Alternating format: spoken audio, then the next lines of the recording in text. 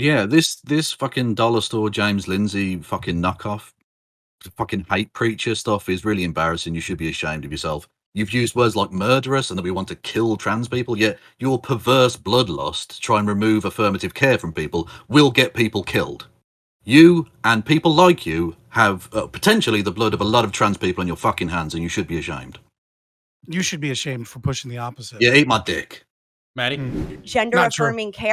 No, it is Not true. true. Fabian, shut Lies. the fuck up. You talked for It's a lie. 15 years. We are fucking old and almost dead. Just fucking scream sit fake down. I'm news. just letting you You know when scream you're lying. fake Okay, news. okay, Yeah. wait, Do you stop. want me to send you? Maddie, please. I'm going to talk uninterrupted, Fabian. So fucking sit down and shut up while I'm talking, and then you can refute whatever the fuck you want. So thank you. So Turk, you aren't even involved with this. Don't just sit down. Go check on your kids. So like, here's the thing. He kept his kids. No, let me like actually show you. Yeah, see, he's going to check on his kids. So I'm doing all right. Good. Waiting for Maddie's slow ass. Is Maddie still not here? Wait, is she actually still not here? I thought. Oh, damn. Okay, then. Yeah, no, well, Danabo changed his name to Maddie Cakes because she said she'll be here in like 2 minutes. Okay, great. Well, then we'll just have to wait for Maddie then. Too bad. But we'll just have to start the show without her. Okay, so welcome everybody to the Hippy Dippy Roundtable. It's the whatever episode. It's the first one in I think like 3 weeks because I've been in Ukraine filming.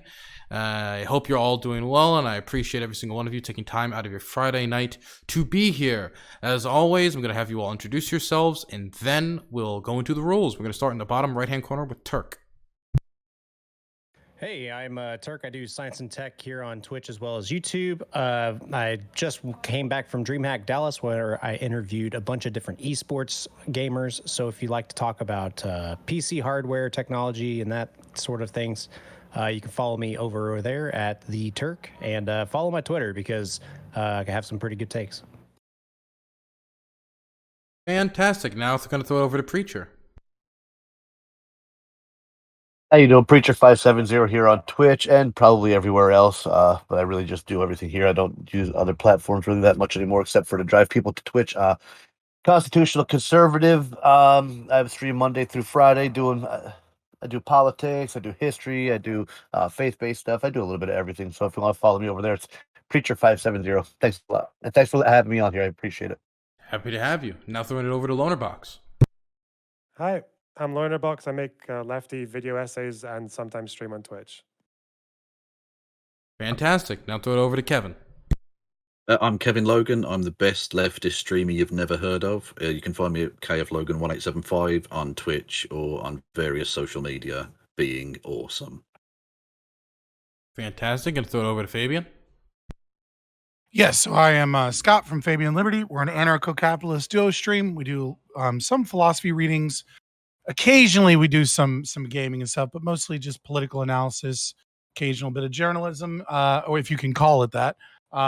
But recently for Pride Month, we've been doing a lot of really great interviews. So that has been a ton of fun. We interviewed Buck Angel. We interviewed a D-trans male. We interviewed Amy Eileen Ham from the Post Millennial, who's a radical TERF that's gotten into a bunch of stuff with Jessica and Eve and all of that stuff. And this coming Thursday, we'll be interviewing Brian McWilliams from Lions of Liberty. If you're a hardcore libertarian, you know who that is. And if you're not, you probably don't. But if you want to learn more about libertarianism and anarcho-capitalism, come check us out. Biggs. Yeah, I'm Biggs. You can find me mostly on Twitter these days at Biggs8500. Kind of like a right-leaning libertarian conservative. But I'm just mainly just a normal guy. Got a family, do the family things. But I just want to thank you guys all for having me and looking forward to a good panel. And Ashton Mack. Hey, my name is Aston. You can find me over at Aston Mac TV on Twitch. I mainly focus on political analysts. I'm obviously a leftist. I also mainly stream Praxis. So like for today, for example, today we opened a resilience hub where we'll be tracking not only disaster relief, being able to do disaster relief, but doing a community garden where we can feed the hungry, shelter some of the homeless, and track the data of the community and help with that sort of thing. So if you want to know how you can become in your community and give back and do things that will actually like change the material conditions on the ground, check out my stream. I'll try to help. Fantastic. So Maddie's still not here, so we're just gonna have to go on without her. Now let me quickly name some of the rules. First rule, of course, is to not talk when I'm talking. I'm not talking because I want to shut you down or say my political opinion. I'm just here to moderate. But if I'm too low, you got to turn up my mic volume in order to hear me when I speak. That's a really hard rule. I reserve the right to mute anybody at any time. There will be nothing done here that is against Twitch terms of service. You will not attack anybody's immutable characteristics. You use people's proper pronouns.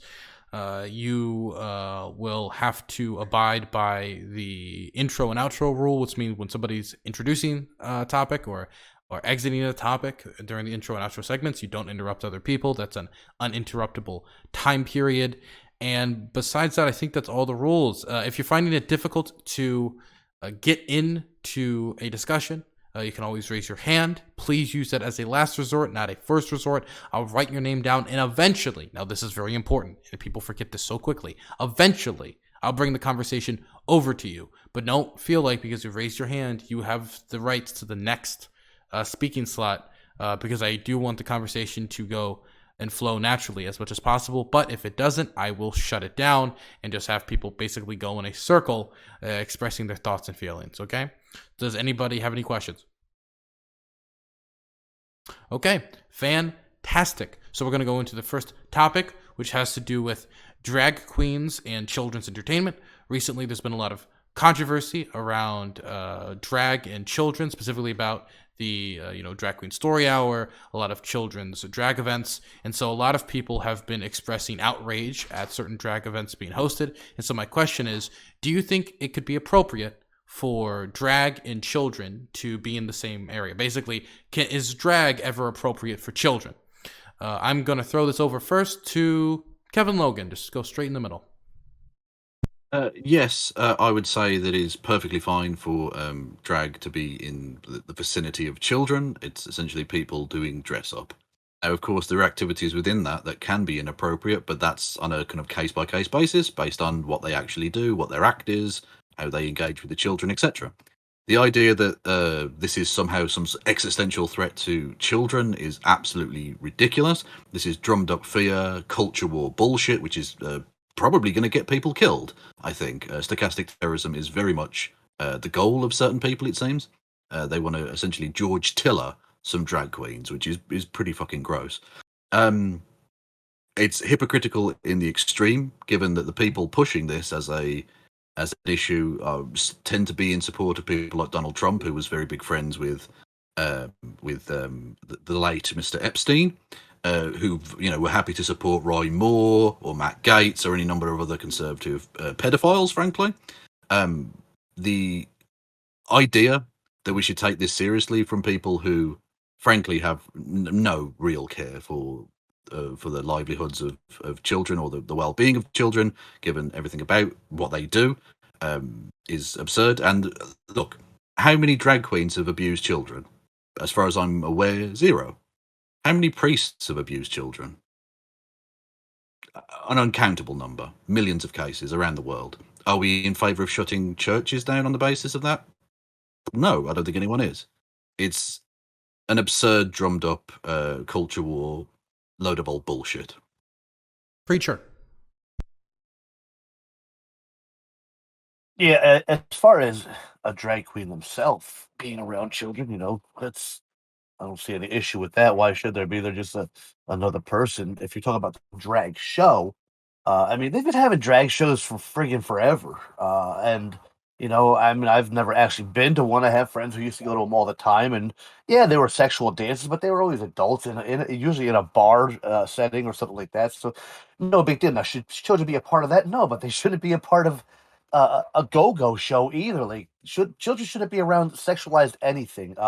If you're talking about just the drag queens themselves, they're just people. Are they men dressed as women? Sure. Life goes on. They're still just people.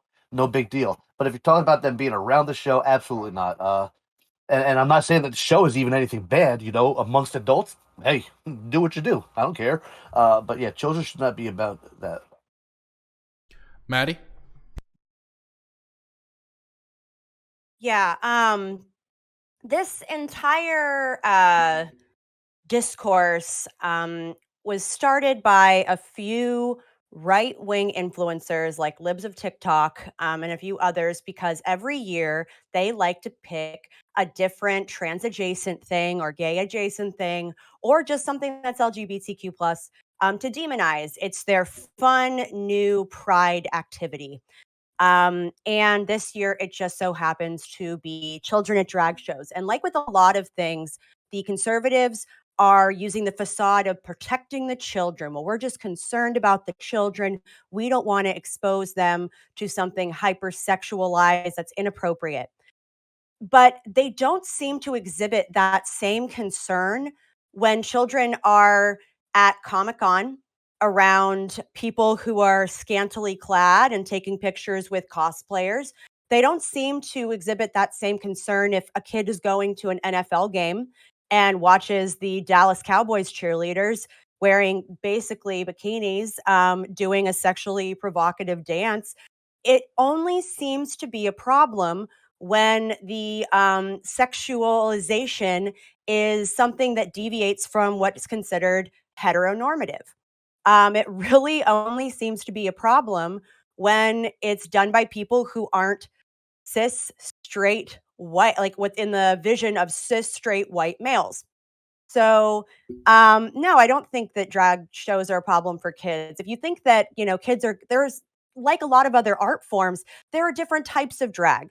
So, not every drag queen is going to be this hypersexualized whatever. There are a lot that are campy, that are more fun.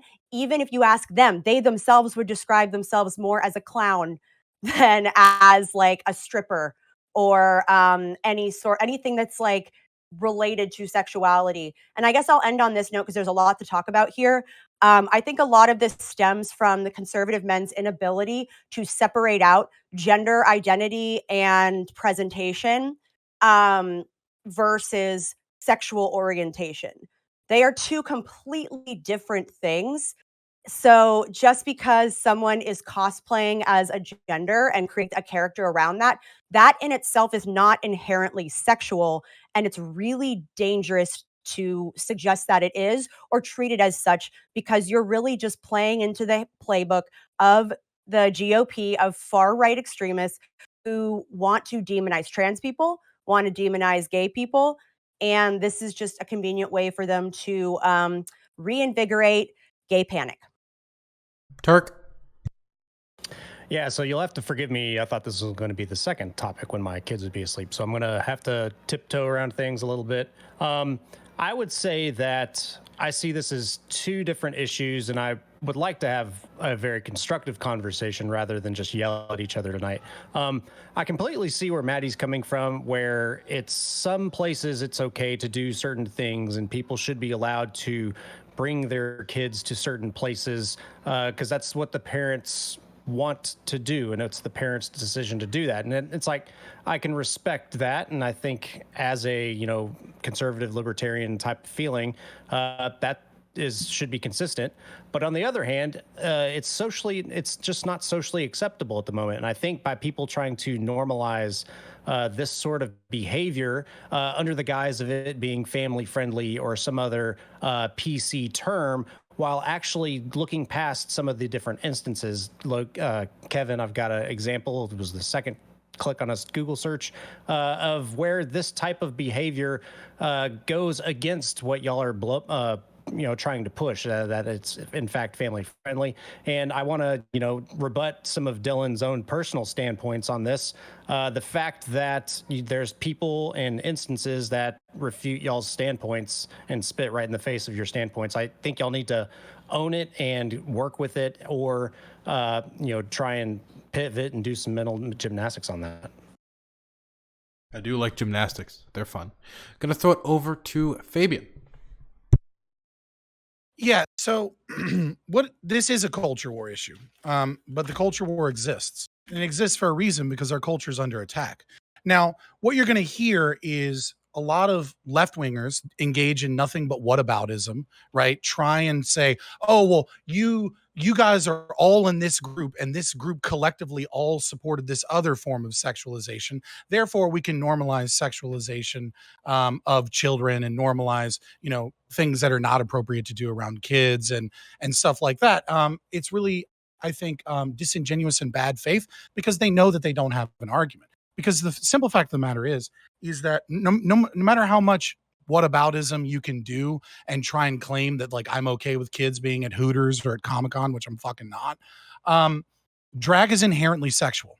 The reason drag is inherently sexual is because the entire point of drag, we can separate the history of, the LGBT community being forced into bars and burlesque shows and things like that in illegal, kind of illicit places because they were ostracized and oppressed. We can separate away that. We can separate the history of, like, minstrel shows and the deep racism of drag, right? Like, there's no real need to look at all that. We can just look at the present. And the representation of drag is the over sexualization of the feminine form. That is what it is. It is ostentatious, over the top makeup. It is padding of large breasts. It is showing off secondary sexual characteristics such as the ass. It is attempting to be a sexual experience, even when it is done tastefully so. And of course, many of these events that children are at are not done tastefully so.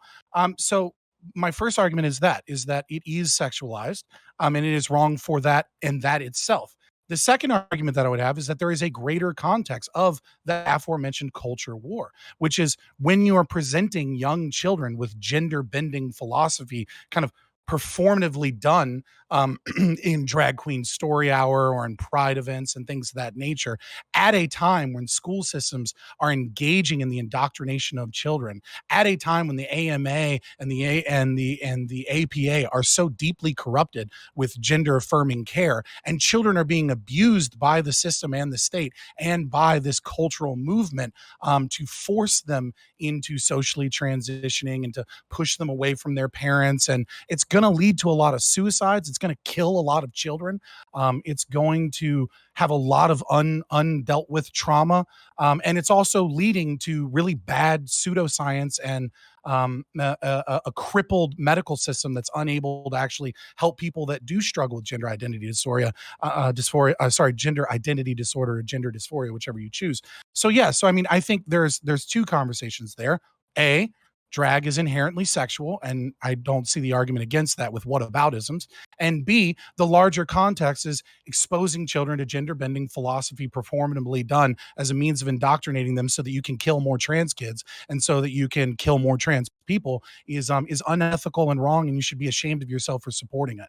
And it's no surprise that the people that support it don't actually have children, or they aborted them. Lonerbox? I'm just going to assume that if you're against drag, then you're against everything else that you consider sexual, like Hooters and all that. I can just talk about drag. Yeah, the main question, I suppose, that would be most valuable is whether or not drag is inherently sexual. I've been to quite a few drag shows. I've got one person who I'd call like a friend who does drag. A lot of it's very sexual in bars and all that. The question is the act itself inherently sexual? It's just not. Drag, first of all, came out of necessity, where there was like Shakespearean actors dressing up as women and overplaying feminine characteristics, whether it was what we've been doing in the last 100 years is we've been taking kids to pantomime where men will dress up as women and exaggerate sexual characteristics with no objection from anyone, and rightly so. That's kind of why I think if you look through Twitter long enough, you can find a few niche incidents where there is an overlap, like where a drag artist will be sexual drag in front of kids. And the reason you have to cling on to niche incidents is that drag artists know what they're doing. Even ones who, like the one I know, who works in bars and does shows for younger people, they have different acts. They have a different act that's very sexual for adults and one that's not for kids. I don't really know if Shakespearean actors were imposing gender bending philosophy to kids. They did do that, though, that men played women. They did it in pantomime as well. Yeah, we can just focus on the act.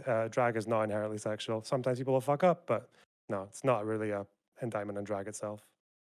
Biggs? Yeah, so as far as I'm concerned, I think people should be able to do whatever the hell they want to do, honestly. But I don't like it when it's put in the public sphere.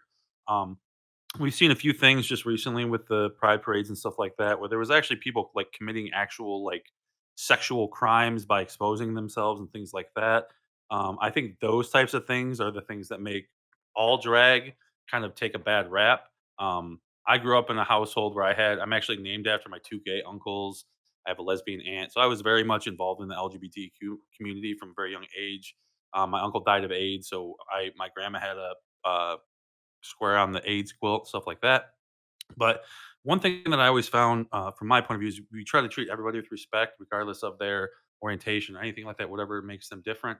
But when people put that into the public sphere, that's when I think it becomes a problem. And when we have things like pushing these drag story hours with kids at public venues, I think that's a little bit, probably a little bit a step too far. And I think that even when we have pride parades and stuff like that, I'm fine with people celebrating their beliefs and their orientations and their however they want to express themselves. But once you take it to a point where we're actually doing things that would and under any other circumstances be deemed crimes, that's when I think that we shouldn't give these people a pass just because it's Pride Month or just because it's a Pride parade or whatever. But again, I want people to do whatever they want. I don't want people to force this down the public sector. But again, I think that's kind of what we're here to talk about. Aston? All right, let's do this. Yeah, this is kind of a silly talk. Overall, one of the issues that I find when talking to conservatives about this is their inability to substantiate any form of harm that's actually happening. We have copious amounts of data to the exposure of children to the LGBTQ community. They do not suffer cognitively, socially. They are not more likely to be gender nonconforming, nothing of the like, right? Not only that, but I'll even bite the bullet. You want to call drag sexual? Sure. I think that's just because you're probably either sexualize everybody you see or you're just into drag queens, which is cool. We don't kink shame around here. But even with it being sexual in nature, you have to substantiate the harm. You have to show that these specific types of sexualized acts are somehow harmful to children, which we don't have any information for. I always find it really strange that for something that is so universally condemned by especially the conservative side, that we don't have copious amounts of data of the long-term harm of these types of things, because it doesn't exist. If it did, they'd all flock to it, right? Again, I don't think there's really much else to kind of say on it. There's no harm done. You just don't like gay people and you think they're weird. That's why it's okay to be respectful for them until it's in the public eye. Right? Until it's socially out there, until we can see it publicly, until I actually have to deal with it and confront with it, it's okay to respect them. That if you can't hear the bigotry in that, I don't know what else to say. Like many other people have said, this isn't a whataboutism when we talk about Christianity, for example. This is actually a statement of fact. Christianity harms way more children per capita. Christianity creates rooms more pedophiles per capita. We don't talk about shutting down Christianity. We don't talk about shutting down all the other things. You guys are hyper fixating on the most minuscule amount of harm.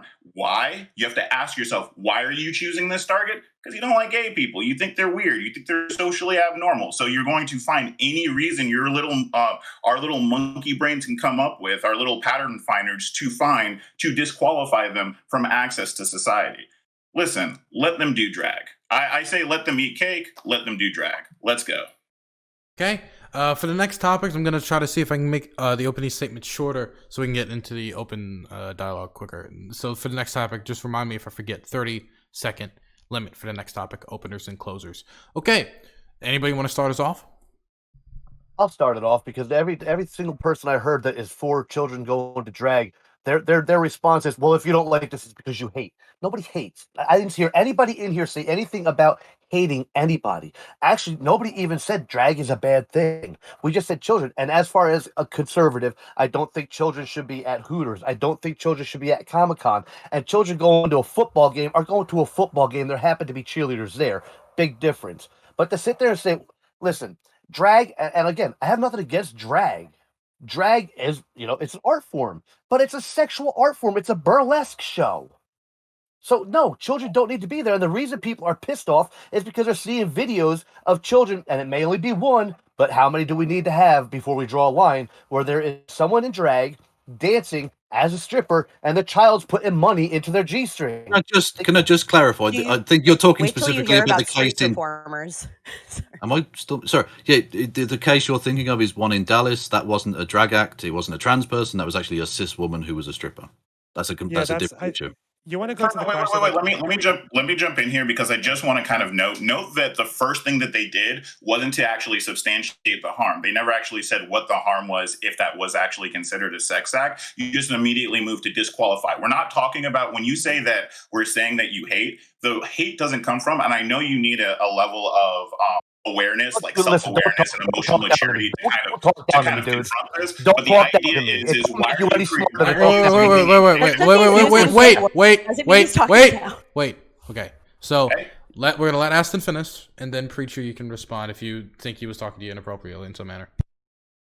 Hey, so the point here is, again, it's the assign. Why are you choosing to go after something that doesn't have negative outcomes? If you look into any of the outcomes for this interaction, you'll see there is no data that shows any harm done. You've never looked at it because you already assumed that the harm was going to be done, and you have to ask yourself, why did your brain do that? Why? And that's what we mean when we say that you have a bias. I don't like using the word you're a hate good because preacher, I do think that hate's a little I'll strong, answer but that we can't say bullshit that claim. there's a bias. I'll tell you this. Yes, you were being disrespectful, talking to me about you got to educate me. All right, don't talk down to me. We can have an adult conversation here. Excuse me. Let me go. Let me go now. You had your run. Now let me go. I know you have to lie about me to make your point, but that's fine. We'll let him finish. Anyway, the point is, yes, anything sexual around children is bad. I don't think we need to go out and make this like concrete evidence with a friggin' video camera. It should be obvious. Anything sexual around children, bad. I mean, that's is any simple. Dance performance sexual? Because the variance of types of drag shows is just as rich and broad as different types of dance. Do you think it's sexual to bring kids to a ballet? Don't compare. I'm asking you. Don't compare ballet to drag. Wait. Okay, it's getting off the rails very quickly. Preacher, I want to give you an opportunity to respond to that. Turk, I'll write your name. I'm not even going to respond. That doesn't even deserve a response. It's because you know the answer, because it highlights your hypocrisy. So of course you're going to run away from it. Drag run is away, a burlesque. Preacher. It's a sex show. I'm not running away from you. Preacher. Listen, go back to your third grade class. You little. Bye. Preacher, run away from it. Okay. Loner was trying to talk earlier, so I'm gonna have Loner go, and Turk, I saw your hand. Don't worry. I don't know. I mean, like even in like South America, where people are quite conservative, you know, you'll have kids who can see like Argentinian tangos. If you ever watch one of those, they're like insanely sexual. But if we could just focus on one question, right? Like, is drag inherently sexual? Now, Scott, what you said about accentuating the body parts is like, that's true, but what you're describing isn't drag as a whole. You're describing drag like a type of drag. Like if you can anyone can Google search drag queen story hour. Like some of these people are like so overdressed that you can only see their faces. Like they look like clown suits almost, and they'll call themselves that as well. So I think you can maybe, is it not a little bit like much to ask that we can separate like the more sexual drag from the drag that is like absolutely, like it's not sexual when Shakespearean actors did it, right? Or pantomime actors. So what are the label differentiations between the different types? Go ahead. Yeah. So, okay, fair enough. So, one, my argument was based off of two different things, right? So the inherent sexuality of drag, we can tackle that, but it is coupled to the secondary, which is the larger context of the grooming of children in schools, of the abuse of children, and of the massive amounts of. No, I'm not. Where are you getting that data? What shows that happens? I mean, we had leaked situations from California where they were talking about love bombing children, where they were putting them in specific groups, where they were targeting children based off of their internet searches, where they were looking for kids that might be loners in the classroom, and then they would take them, they would love bomb them, they would tell them not to tell their parents, they would socially transition them. A requirement to stay in the group where they were given special attention was that they socially transitioned their name. This is, of course, one example because you're asking for an example. But I mean, this is an issue with transformative social emotional learning. People doing the same thing, trying to convert people not to be gay. No, like I'm going to finish it, right? But if you want a more like, kind of meta situation here. I think transformative social emotional learning that's being taught to teachers, especially in they do seminars in California and New York. The rebranding of social emotional learning from children with conduct disorder into the general classroom, and then making it transformative as a means of destroying capitalism, as a means of destroying individuality, and as a means of intentionally bringing up gender ideology and gender Marxist theory that we're engaging with now. All of these things are inherent to the problem. Can I ask him some questions about what he just said? Let me just ask him a few questions real quick. Do you have any data that substantiates that there's any harm with exposing children to gender nonconforming groups? Do you have any data? Exposing children to gender nonconforming groups takes it out of the context, right? You're trying to create a trolley problem. No, you're trying to create a trolley. Wait. You ask Fabian a question. We can let him just answer the question. And if you think he didn't sufficiently answer the question, Aston, you can follow up. No problem. Two things. Conservatives that are religious tend to be deontologists. Secondly, hardcore libertarians believe in natural law philosophy. So your instantiation that the question must be answered under a consequentialist framework is in and of itself bullshit. But second of all, you're trying to create a trolley cart problem here, where you want one specific societal interaction, and then you want scientific data to back up how that one specific interaction causes harm. And you do this by devoiding it of the context. You create a trolley cart problem, and you know that data doesn't specifically exist in that element, that you have to connect the dots with several other parts. You have to look at it from a sociological lens, right? And you can look at some psychological data, such as obviously all of the shit that's happening with detrans people and the transgender community and the high rates of suicidality and things like that, right? But you can't just say, there's not a fucking research out there that says one trans or one fucking pride event or one drag event somehow turned kids into something, or you like that data doesn't exist because you got nothing. Studies don't do. No, you're just like, it's pseudo-scientific driven. You got bullshit. You got nothing. It's a long way of saying no. We literally Wait. I said I'd let Ashton follow up if he wanted to, so I'm gonna let Ashton follow up. Biggs, I saw you were trying. I saw a lot of people trying to talk, so we're just gonna try to throw it over to Ashton. Hopefully, it flows around the room after.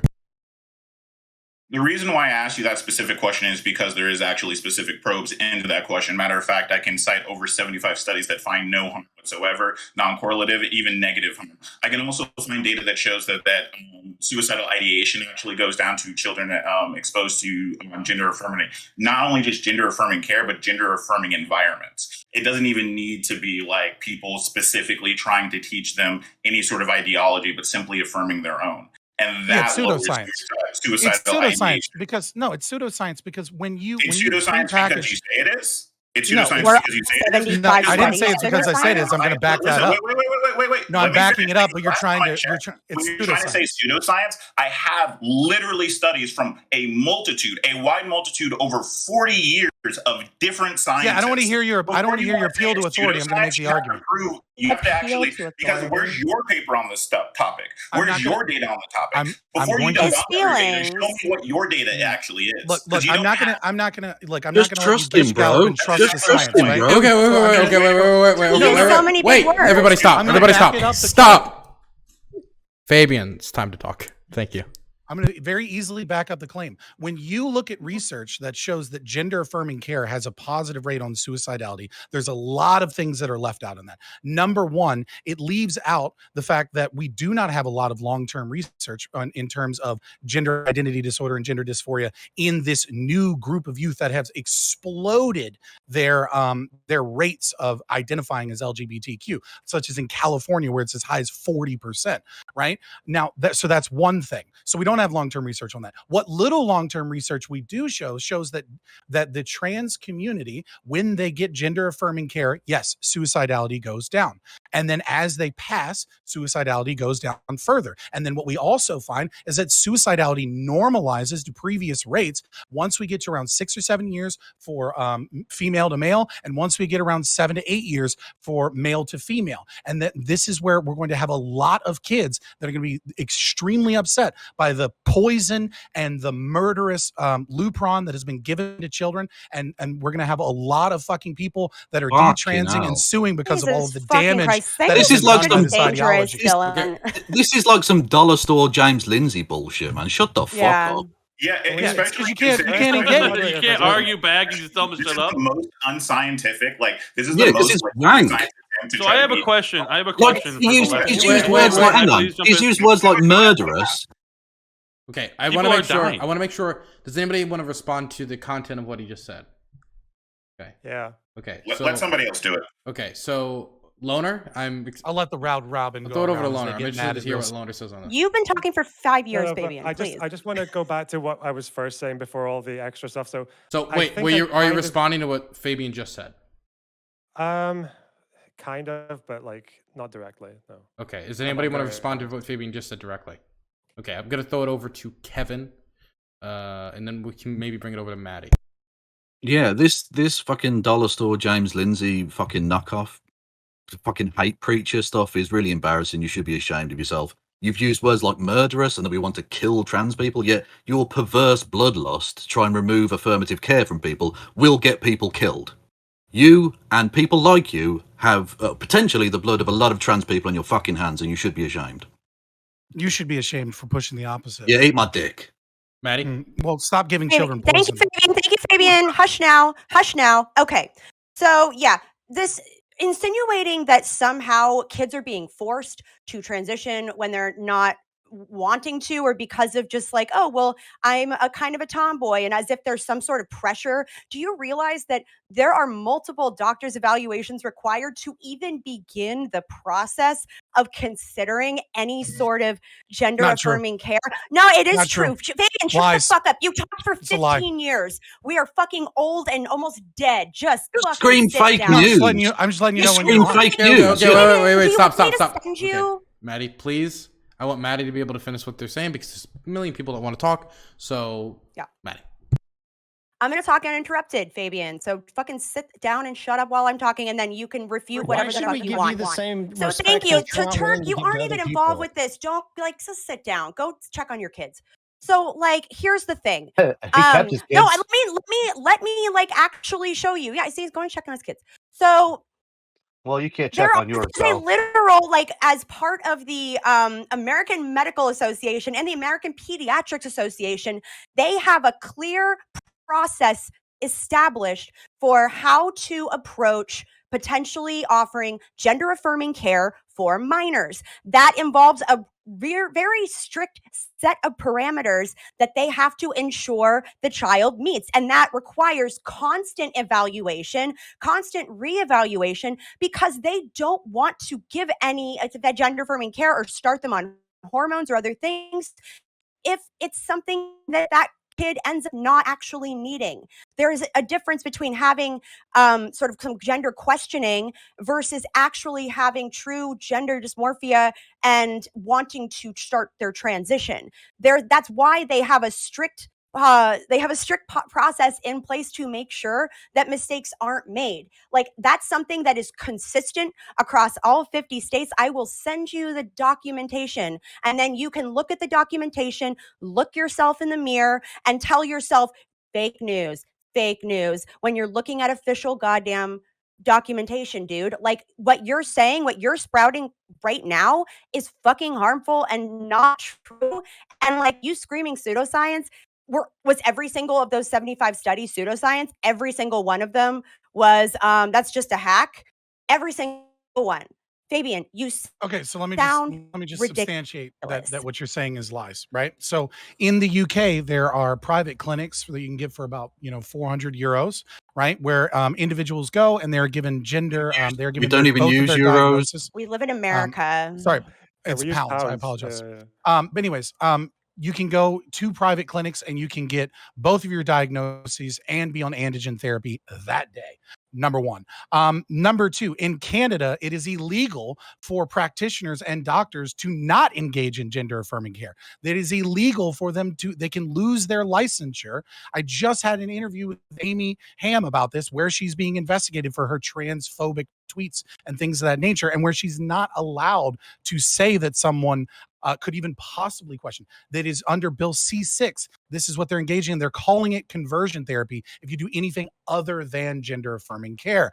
Again, in America, you can get on androgen therapy, and doctors will put you on androgen therapy the same fucking day you get a diagnosis. This idea that there's this strict and rigorous process that used to exist 10 or 15 years ago, where children have to get 12 or 20 sessions, and they need a second opinion, and then they really make sure that they're doing their legwork. The fact that pseudoscience like Lupron and GRNH androgen therapy is somehow like this totally reversible thing, even though we have teenagers with fucking osteoporosis because of it, and because the cancer rates are through the fucking roof, doesn't mean that like it just doesn't match any of what you're saying, because you're saying there are side effects to every process. There are side effects to every drug. The fact that the osteoporosis is an issue is well known. It's often because of mismanagement by an individual doctor. We know there are side effects to every single medical intervention, whether it be invasive via surgery or via medicines and stuff like that. So that's not an excuse not to do a thing because there are side effects based on bad doctors doing bad things. No, it And actually that's not an evidence. It totally is.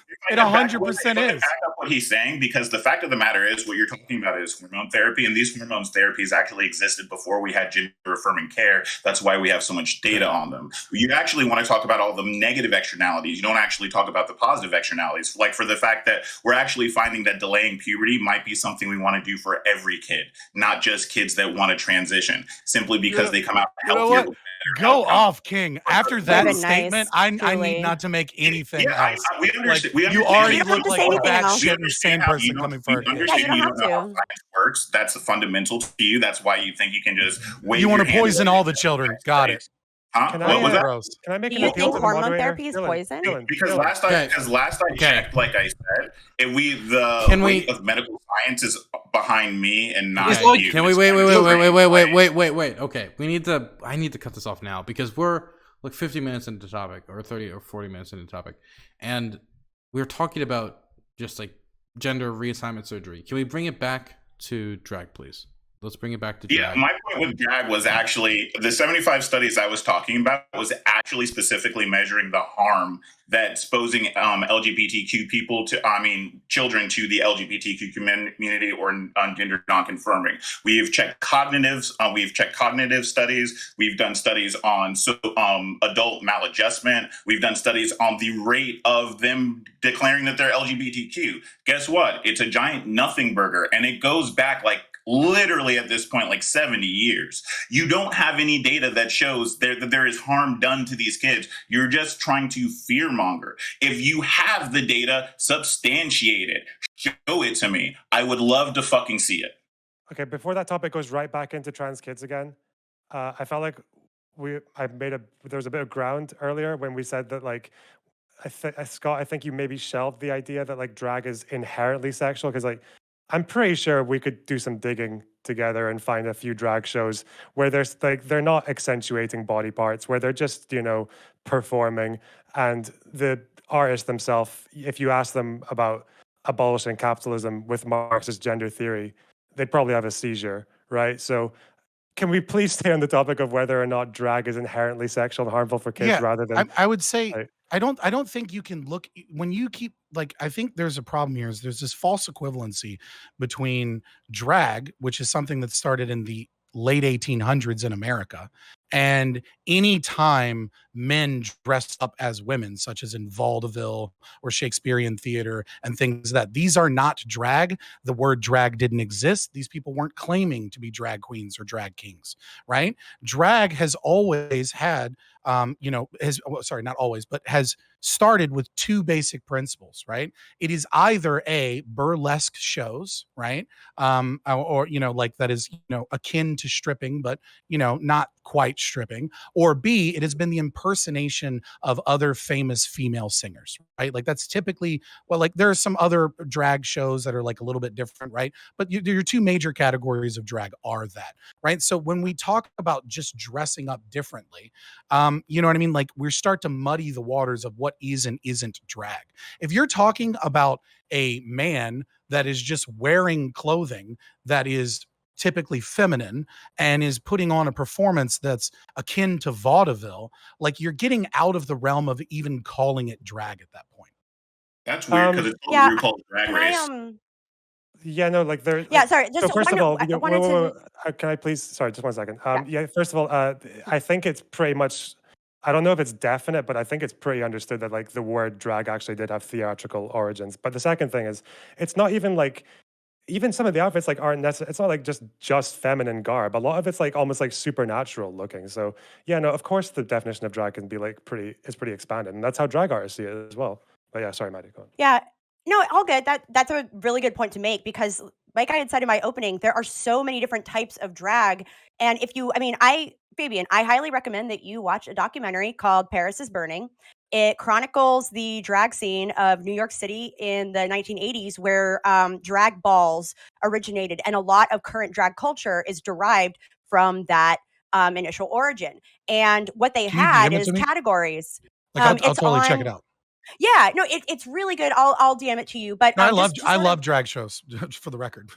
Yeah, no, and so what I like about what they show here is that a lot of it is that sort of like burlesque hype show, but other parts of it, they have categories where like they are like, oh, executive realness, like going to school realness. And you see a guy literally in like a Yale sweatshirt carrying books. Like it's a form of cosplay.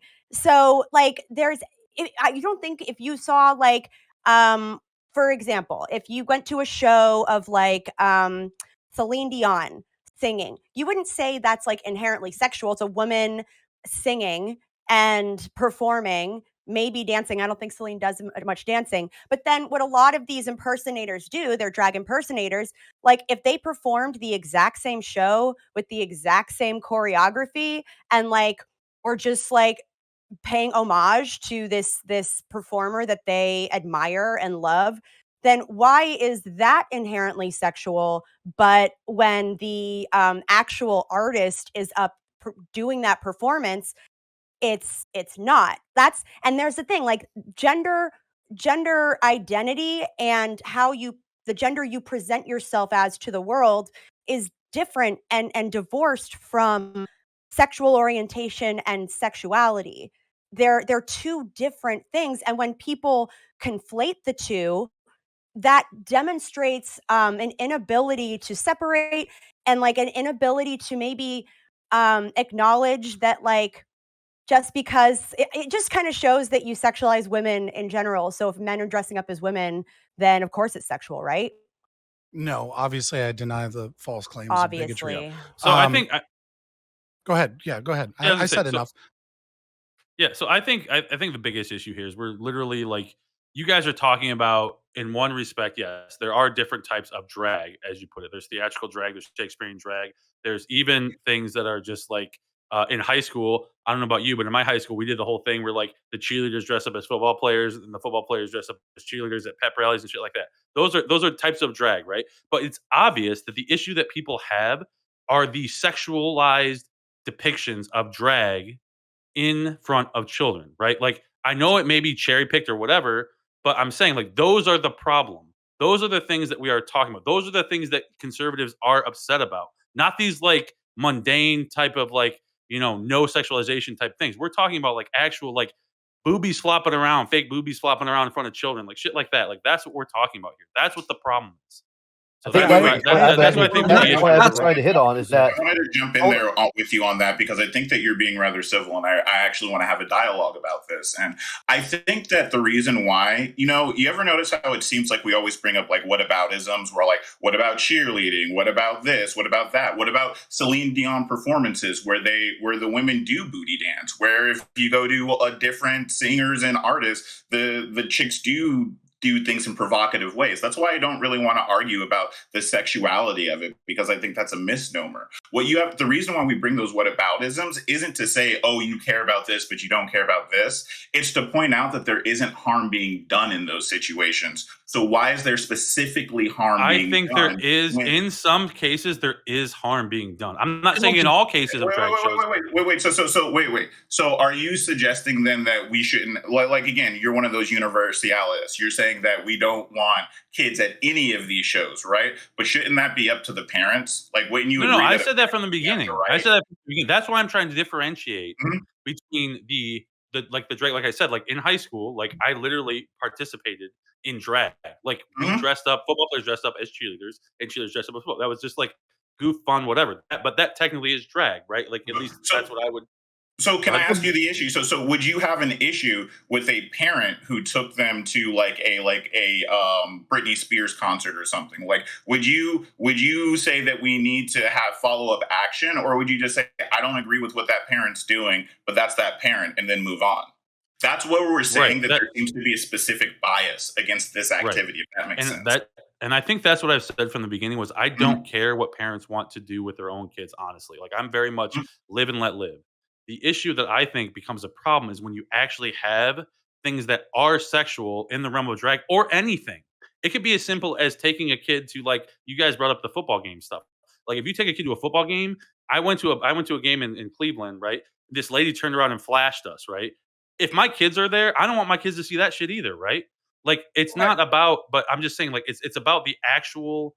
To be fair, the Browns are sexualization pretty part. boring. So on that point, so this goes back to my last point, which is now you have to tell me, you have to show me that I understand that you may think that there's harm, and maybe in how you choose to raise your child is up to you. And I would recommend you not being part of public spheres because of that reservation. But the main thing I'm trying to say is there is no evidence that putting kids in these situations creates any sort of harm. And this goes back to the sexual, because we've done tons of studies on the sexualization of media, for example. How many studies have we done to see what are the effects of having all these sexual images on children, on long-term development, all of those things? Drag is just another version of that. And we find that there's not really harm. It's hard to find things, even on basic television, it's hard to find things that I'm comfortable with watching in front of my children. It really is. Like even just basic television shows. That sounds like a capitalist problem. Like there should be a company that makes content just for you that you can consume, but that doesn't mean you should limit the content for other people. Yeah, I understand that. What I'm saying is it would be in the same regard as having sexually explicit material in those situations. Like I don't care. Like I said, I don't care what parents want to do. I'm just saying once it gets out, go ahead. So this is the thing. You're doing the thing where is there harm showing sexually explicit material like pornography to kids? Yes, there is, but there's an actual difference in the threshold that we see that. I'm saying that some of these things do borderline on those type of explicit material. Yeah, so we literally have seen videos of it recently in the last few weeks.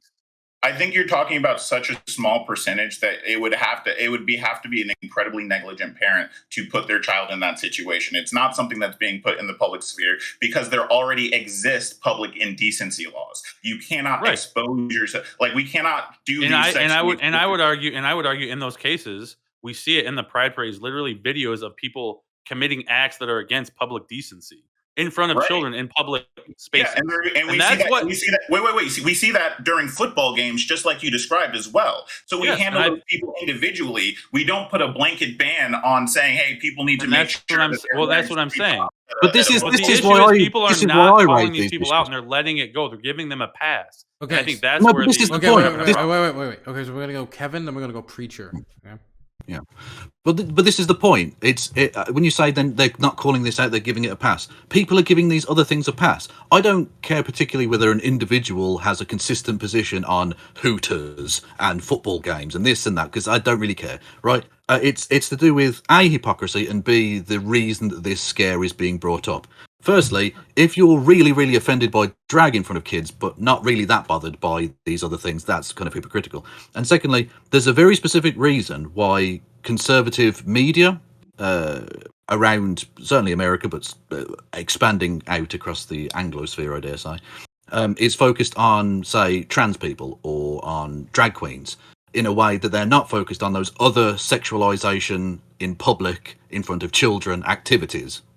They're not bothered by those other things because A, they reinforce heteronormativity, and B, they're doing this as a distraction from actual things because they know their economic policies are frankly fucking ruinous and are destroying poorer people's lives, and they want to focus on literally anything else. You're preaching to the wrong people being in the United States right now and everywhere in the world being fucking crushed by like liberal politics and leftist politics right now.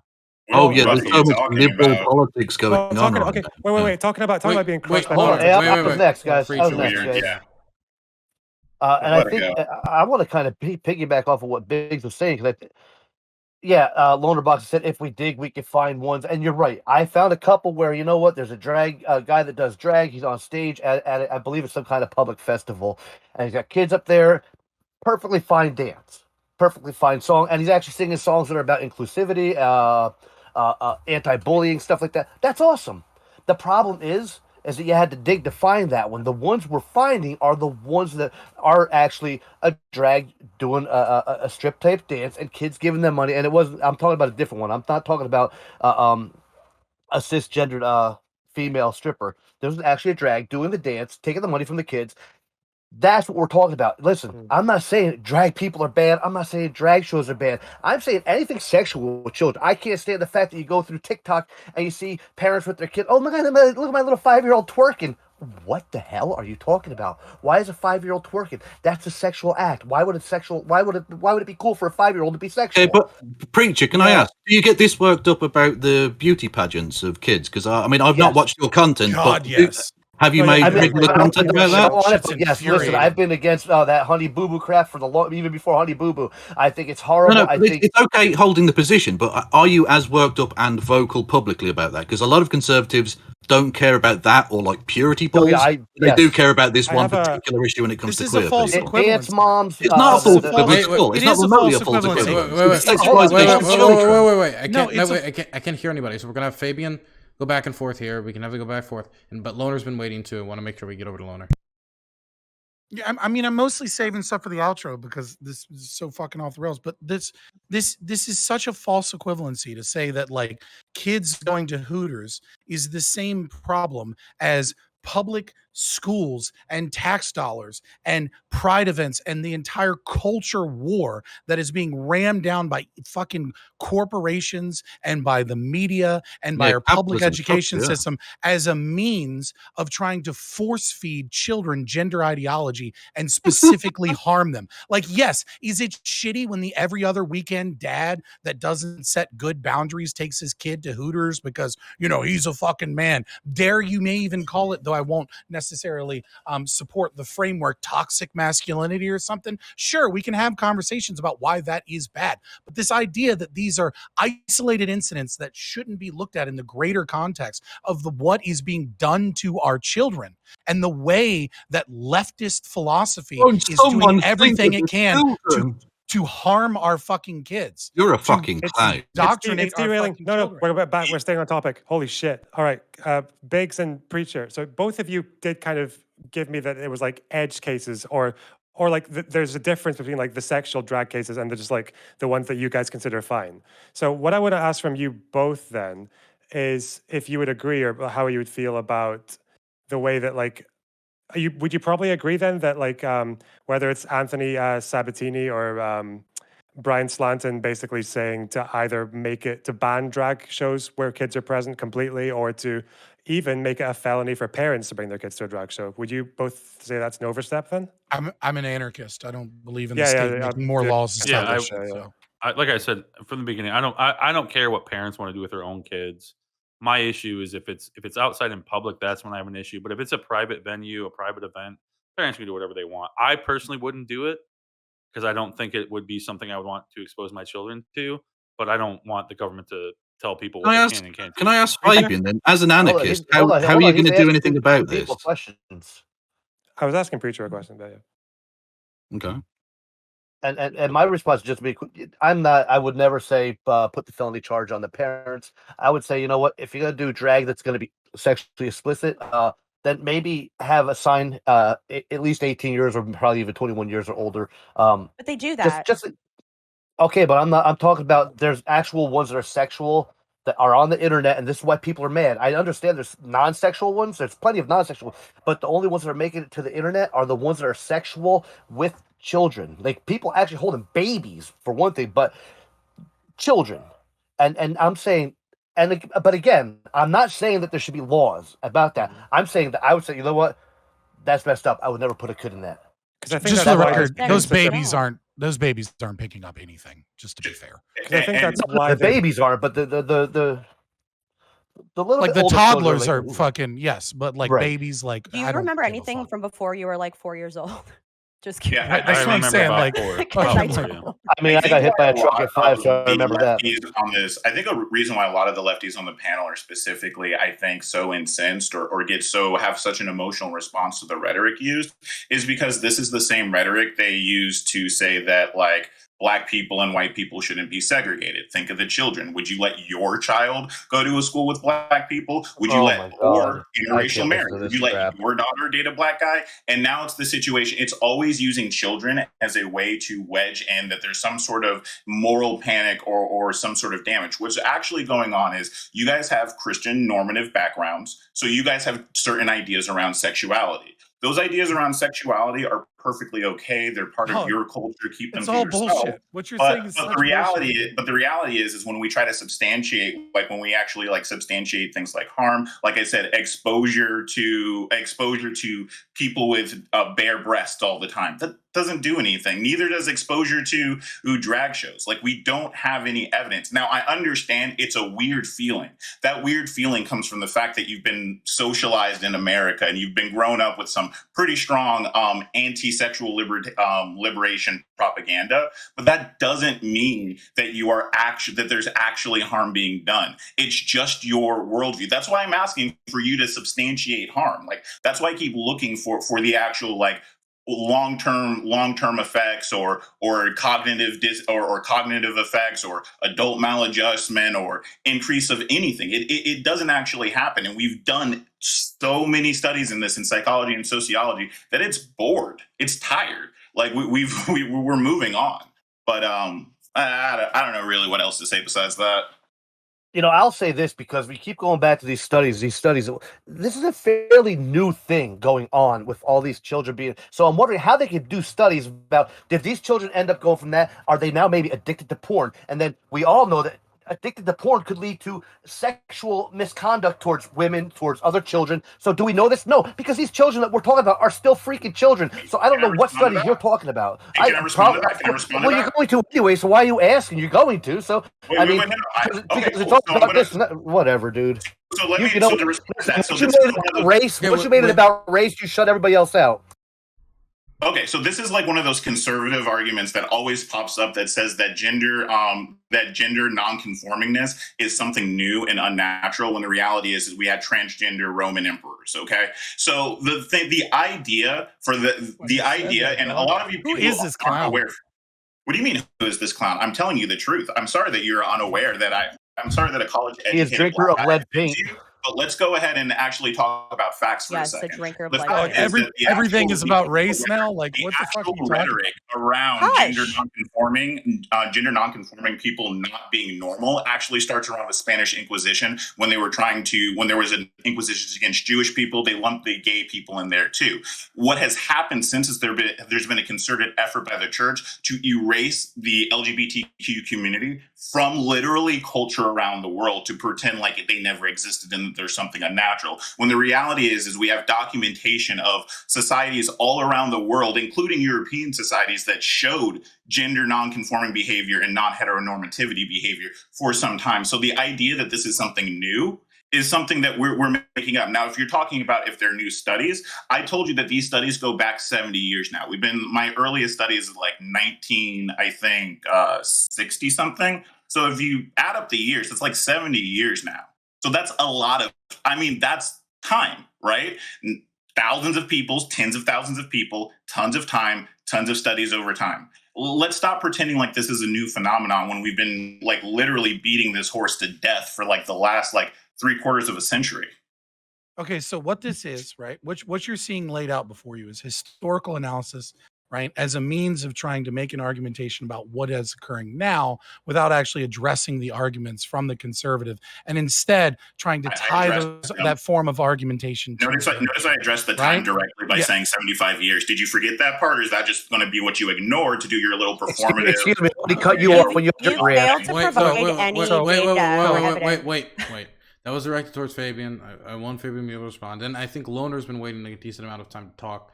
And then I do want to maybe... continue through natural flow of conversation. Fabian? Yeah, sorry. So yeah, what you're seeing is historical analysis as a means of attacking a point So that you're saying, that are you done? You good? You good? No, I'm All just right, making anyways. sure. Just pointing out. Right, that no, you're I'm doing just- it Okay, I'm just okay. curious. Fabian, for okay, your argument. so Fabian, you've been ignoring okay, me. stop, You're asking stop, everyone. stop. Fabian's gonna talk for a little bit. Nobody's gonna interrupt him. Fabian. Yeah. So again, you're not addressing several things here. Number one, when you're saying this is new, right? You then create a straw man and then do historical analysis. It's like CRT shit 101, right? Instead of actually addressing the argument, what you want to do is you want to do a historical analysis to show that this is a problem, right? As a means of trying to prove the problem now that you see.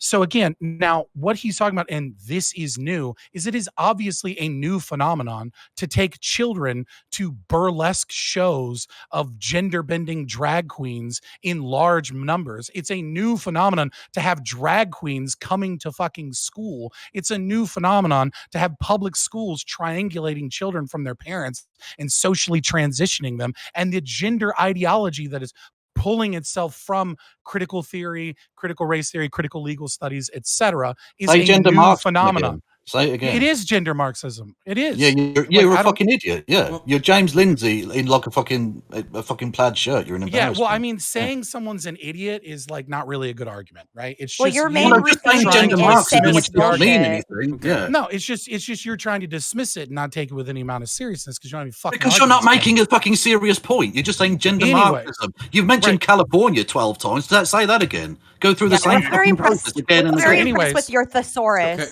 one second. So There's anyways, three of you right- versus one guy. Lack of data. So, you poop head. anyways, you keep talking about long-term data, right? It is completely unethical and not possible to do a long-term study where you are intentionally subjecting children to sexualized acts on a regular basis and then comparing them God, to you don't know how the science population. Let me finish. Okay.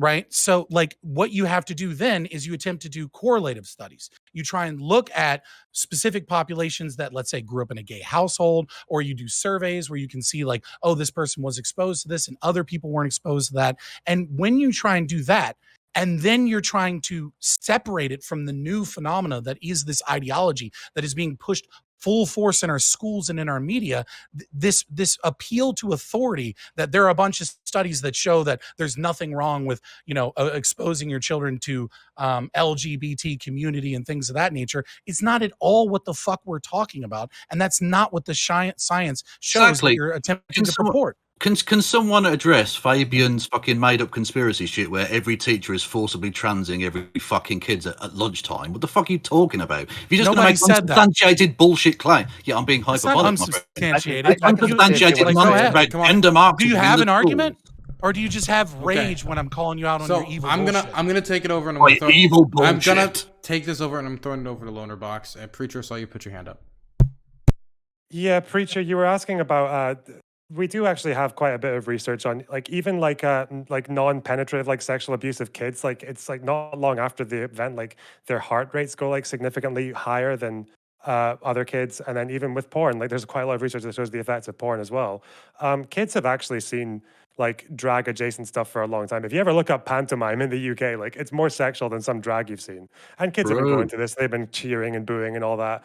Yeah, it would be easy enough to find research on the effects of this, but it just doesn't exist. So, but I do feel like I've got like at least a concession from like all the right-leaning people here that when you guys talk about like the political like hammering or whatever of like trans stuff, well, at least we agree, right, that we've got like legislators who are trying to outlaw this stuff and to punish the parents as well. And like, yeah, it's probably okay to be incensed about that because that's like a massive overstep. It's like, freedom hating Republicans, fucking DeSantis saying it should come under fucking like states child protective services, like, or child endangerment. I agree. And you're like, Loner Box, I 100% agree with you, right? Like the real answer here is more choice with parents, right? Like we need to transition to a place where homeschooling is incentivized. Transition. You can't transition. Yeah. Absolutely not. That's not we on need to topic. transition to a point where homeschooling is more supported, where we have school vouchers and school choice, and where we can have more funds so that parents can get their kids into private schooling, so that they have the ability, if they don't like what a school school system is doing to put them in a different school. And it doesn't have to be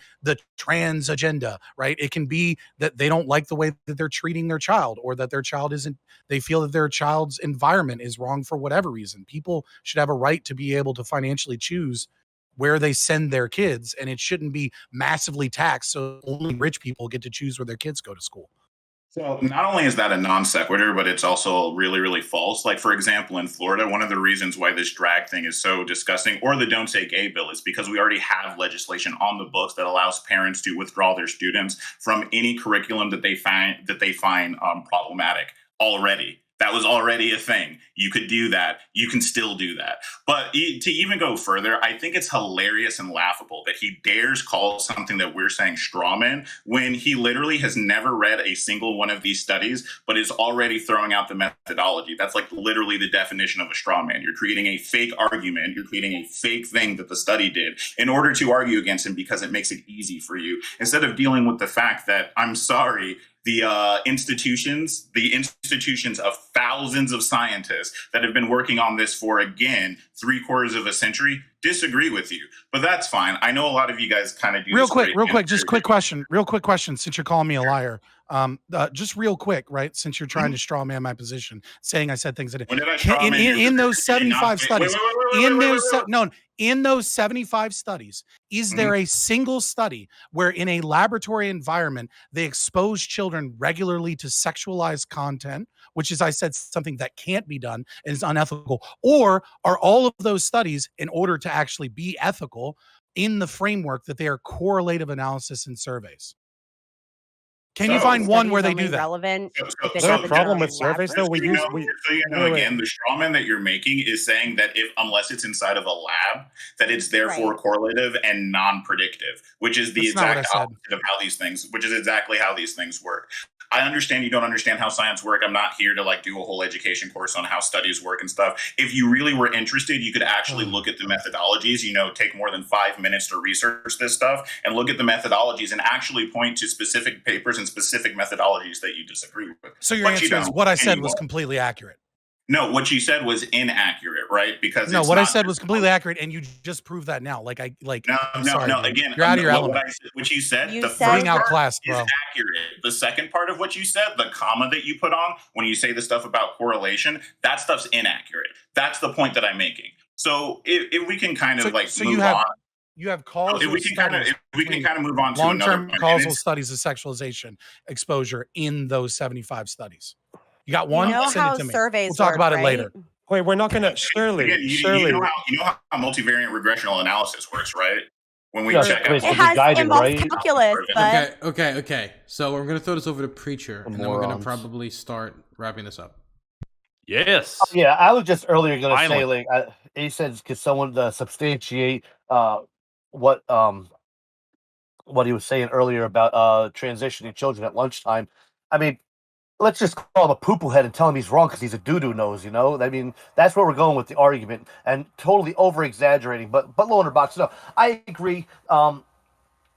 Just like there's, I don't think parents should be sued if their kid goes out and commits a crime because they were underage playing GTA 5. I mean, there should be at least a warning label saying, hey, shouldn't have your child under such and such an age playing this game, shouldn't have your child under such and such an age going into this establishment. Locking parents up, charging them, no, I don't agree with that. Listen, I'm a constitutionalist first and foremost, so listen, how you raise your children is how you raise your children. I can make my suggestions, I can make my opinion, but at the end of the day, you're free to raise your kids any way you want to. Well, I shouldn't say that, not 100%. I'm sure there are limits to illegal stuff, but other than that, no, I don't agree with slamming down on the parents like that. Not at all. Okay. That's cool of you. I appreciate you. We're going to wrap up. We're going to start with Loner Box for outro statements. 30 seconds. It's kind of interesting to see how Republicans push legislation in this way then, because they drum up the outrage with whatever was posted on Twitter, especially always during Pride Month, incidentally. And then they get the outrage and they get the fights all happen online. And even I can't imagine that many conservatives would actually support the legislation they're pushing through, though. But that's how they do it. It's kind of interesting to see how that works, because it seems like every conservative or right-leaning person here doesn't like it, and rightly so. It's fucking insane. Yeah, I learned something new. Anyway, Preacher. Yeah, not every Republican is a conservative. So you are going to have some that are going to push things. As a conservative, any conservative should understand like that's not a conservative stance to push legislature like that. Now, in my opinion, children at drag shows, the sexual drag shows. I'm not talking about the ones that are good shows that clean, wholesome messaging and all that, or doing like a Cher impersonation or anything like that. I'm talking about the ones that are the burlesque strip type. I don't believe children should be at them. Maybe that's my personal opinion. I do believe it can be corruptive of minors. But again, that's my belief. That's my opinion. I don't believe that the law should be cracking down on it, though. I'm going to throw this over to Maddie. Drag shows are not harmful to kids, especially when you are going to a drag show that is not sexual in nature, and they are not all sexual. Just like not every dance performance is sexual. Just not every concert is sexual. There is a wide variety of drag performers who are incredible artists, and there are 0 studies showing that any harm is done to kids by being exposed to that. In fact, as Aston very intelligently pointed out, there are so many studies showing the complete opposite. That actually having exposure to people of different gender identities, different gender expressions, in fact, is a good thing for the psychological and emotional development of children. It's just sad that this happens to be the thing that people want to stigmatize this year and demonize and blame. You know, if you care about helping kids, protecting kids, that's a noble thing. That's a noble aim. You should absolutely do that. And interestingly, 19 kids were just recently murdered in their classroom. There's a lot you can do to protect kids like that don't involve demonizing LGBTQ plus people. So if you're truly serious about protecting kids, do something that is attacking something that's actually harming them, where there's evidence that there is tangible harm being done. Because if you cannot prove tangible material harm, if there's no data backing up what you are arguing, then you are simply fear mongering. And that fear mongering is harming people. It is harmful. And I guess, I'll finish by saying this. Yeah, it was a real fucking dick move, Fabian, to allude that the reason I support drag queens is because I've had abortions. That message in your opening statement is really fucking out of line, and you truly should be ashamed of yourself. Fabian. No shame here, boys. So anyways, in terms of what we're talking about here, is drag inherently sexual? Drag is inherently sexual because a majority of these performances are about increasing the exposure of secondary sexual characteristics amongst men that are dressing up. Yes, there's some form of artistic drag that does not engage in those same things, but this is not what we're talking about when we're talking about children being exposed to drag and drag events. No one is mad because their kids went to a concert where a man looked like Liza Minnelli and sang Liza Minnelli songs, right? So to say that, well, that's drag and therefore drag isn't inherently sexual is to not recognize that the definition encompasses both, and that both of these things and that the ones that we are concerned about is obviously that. On the second half of that, my argument is still that there is a gender ideology that is pervasive and extremely harmful to children and trans people as well, that is being promulgated by media, by our education system, by academics in the school, in our school systems, and to parents that are, unfortunately useful idiots for the cause of gender ideology. We had recent, review in International Review of Psychiatry, 2016, not 2018, it's a different study, where, they did a review and they found that somewhere between 60% and 98% of children desist, right? And so when you are talking about a community that is heavily has extremely high suicidality rates, that has high amounts of comorbidities, and you are pushing children with an ideology into this where their comorbidities are not being taken seriously because their psychotherapy is being pushed towards gender dysphoria instead of actually dealing with their problems. You are increasing suicidality. You are killing children. You are giving them medication that they don't need, such as Lupron, which is killing children. You are killing children when you support this large idea that gender is just a social construct, guys. It's not based in biology at all. And it's like, it can mean whatever we want it to mean. And why can't we just have more drag shows for the children? You are engaging in things that is harming trans people and is harming children. And yes, I give a fuck about harm. And I think that parents that are intentionally harming their children have neglected their children. And at a certain point, we have to discuss, like, where is the best place for these children? 30 The seconds. laws that are occurring now are draconian. They're not targeted well, and they're not dealing with the issue. And unfortunately, so I just can't support them. Kevin. Fabian Liberty is a genuinely terrible human being. He and people like him will eventually have the blood of any number of queer people on his hands. I'm just going to put that out there now. Fuck that guy. Conservatives don't actually care about the well-being of children. If they did, they wouldn't have supported Donald Trump or Matt Gaetz or Roy Moore or any number of other horrific pederasts over the course of time. They don't care.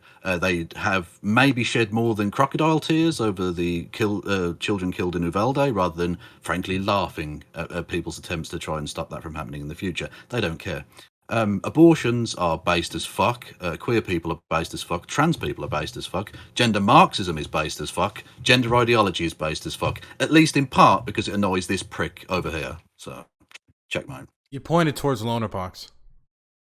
Not on my screen. God, I thought over to Biggs. Yeah, so to kind of just to say what I said before, I don't care what people want to do with their own kids, right? Like, I don't really care. If you want to take your kids to sexually explicit drag shows, that's fine. But I also agree that there are types of things where there are not sexually explicit. You know, there are things, like I said, high school pep rallies and stuff like that. But the issue that I have is the overall propagation of this idea that these alternative lifestyles are going to be a net positive for children. And we've seen a huge boom, like Fabian said, like Scott said, there's been an exponential growth per generation of LGBT identifying people.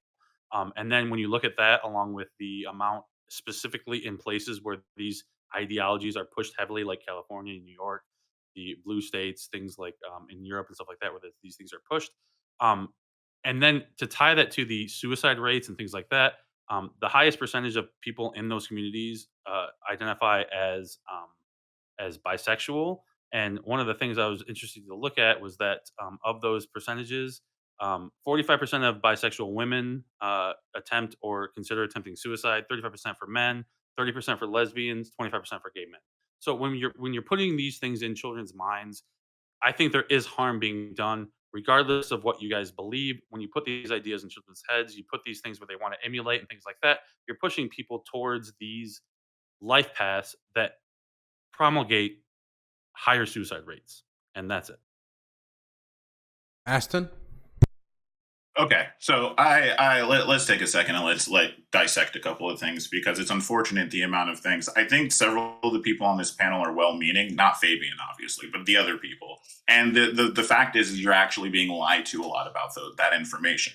The number of gay people, LGBTQ members in California is 4.8%, not 40% or whatever the hell he said. The number of gay people has increased marginally. It's increased between I think 3 and 5%, right? Nationally, it's not some huge wave of it. It's really just the amount of LGBTQ people allowed to actually acknowledge that they're LGBTQ in neutral spaces that's going up. That's what's happening. It's not a case of there's now more people being turned into LGBTQ members. We've done studies on this exact thing. We've seen, do kids exposed to gender nonconforming people, do they have a higher chance of becoming gender nonconforming? And the answer is no, they don't. We've done 1 million studies on that, and there's just no information to back this.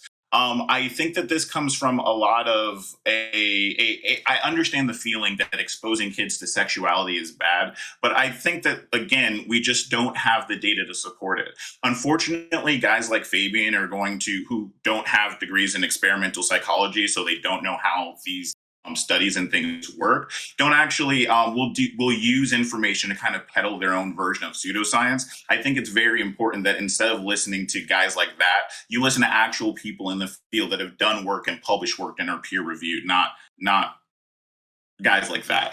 But I think further, and that's why also the information that's being said is like these weird misnomers of terrible studies that are usually thrown out, not peer reviewed. You can actually, unlike Fabian, I'll actually go into the methodology and tell you specifically what part of the methodology is wrong. The suicidality thing, actually, people that get gender affirming care, it depends on the environment. When we actually do a regressional study to see if it's actually the environment or if it's just gay people or whatever, we actually find it's the gender affirming part that actually increases and decreases suicidality before and after transition. Those transition, if they actually receive gender affirming care and have a gender affirming environment, they actually lower the amount of suicidality. So if you want to save lives, you want people not to commit suicide, affirm their care, affirm their gender, be respectful. Super easy. Okay, we're now going to go into the next topic, which is aid to Ukraine.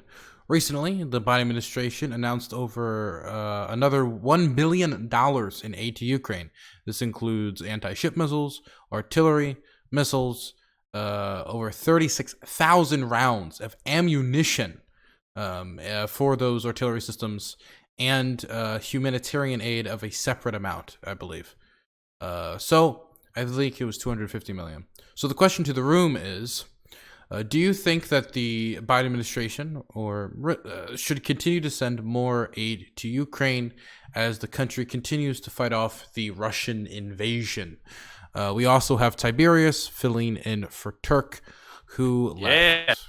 We're going to start with Lonerbox. Can I address a point that was made in the last opening statement?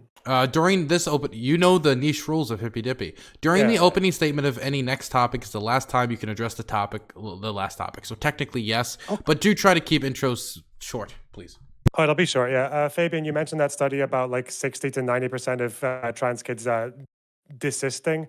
I've read that whole thing. What they classed as desisting was whether or not they turned up for a next appointment, as in they were referred and X number didn't turn up, meaning that that's it.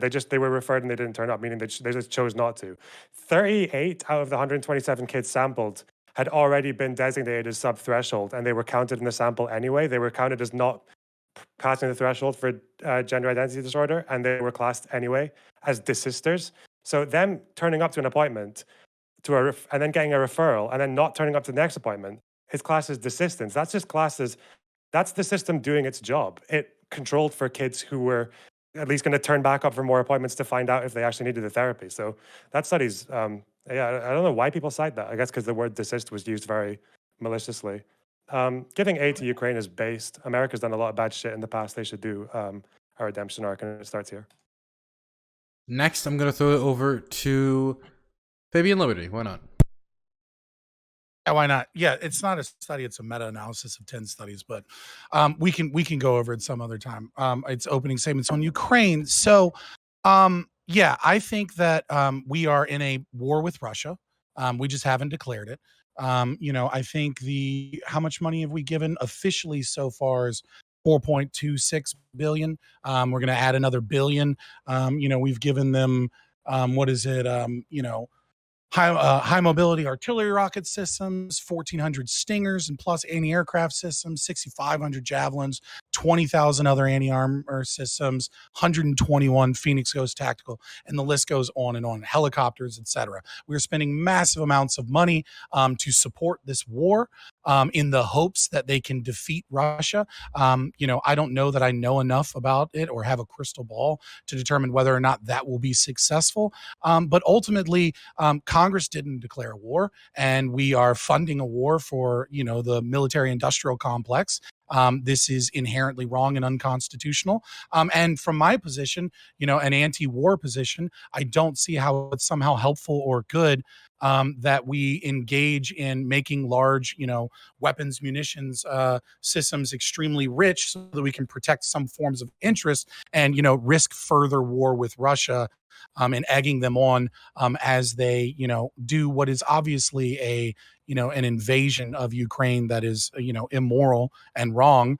But engaging in this is begging for war with Russia and begging for more conflict and more problems. And in my opinion, I'll take the controversial opinion of Noam Chomsky. I think it's just delaying the inevitable, which is the defeat of Ukraine by Russia, so that more Ukrainian people can suffer, so that people can die for Europe and their interests, and large corporations and institutions that want to blame their horrible economic policy on COVID and things of that nature, locking down their countries so that they can blame all of the inflation and all the horrible economic practices that help get the rich richer and keep the poor and the middle class under the thumb of these people. And they're using it as an excuse. So I think it's wrong. I think it's evil. And I think it's also just happens to be completely unconstitutional. Next, I'm going to throw it over to Tiberius. Cool. Sorry, had to unmute there. Yeah. So my thoughts on Ukraine is that we spent $54 billion so far. We're going to tack another one onto that. I've made a lot of claims regarding Ukraine and my personal thoughts on this show as it is. I think the Russians aren't going to stop Ukraine. I think that they are going to go for the knockout blow on the NATO alliance as a whole, even though they will lose because they think that they if they don't win the war today, that in 20 years or so that they're going to be a hollowed out shell of what they used to be. And you can see that in their glorious decline since the Soviet Union is that they get weaker and weaker upon year after year. And so I think that Fabian is right in a way that we are in an undeclared war, but it is one that we absolutely need to participate in because it's not ending with Ukraine. If that war ends there, they will go to Poland, they will go to Romania, they will go to the Baltic states.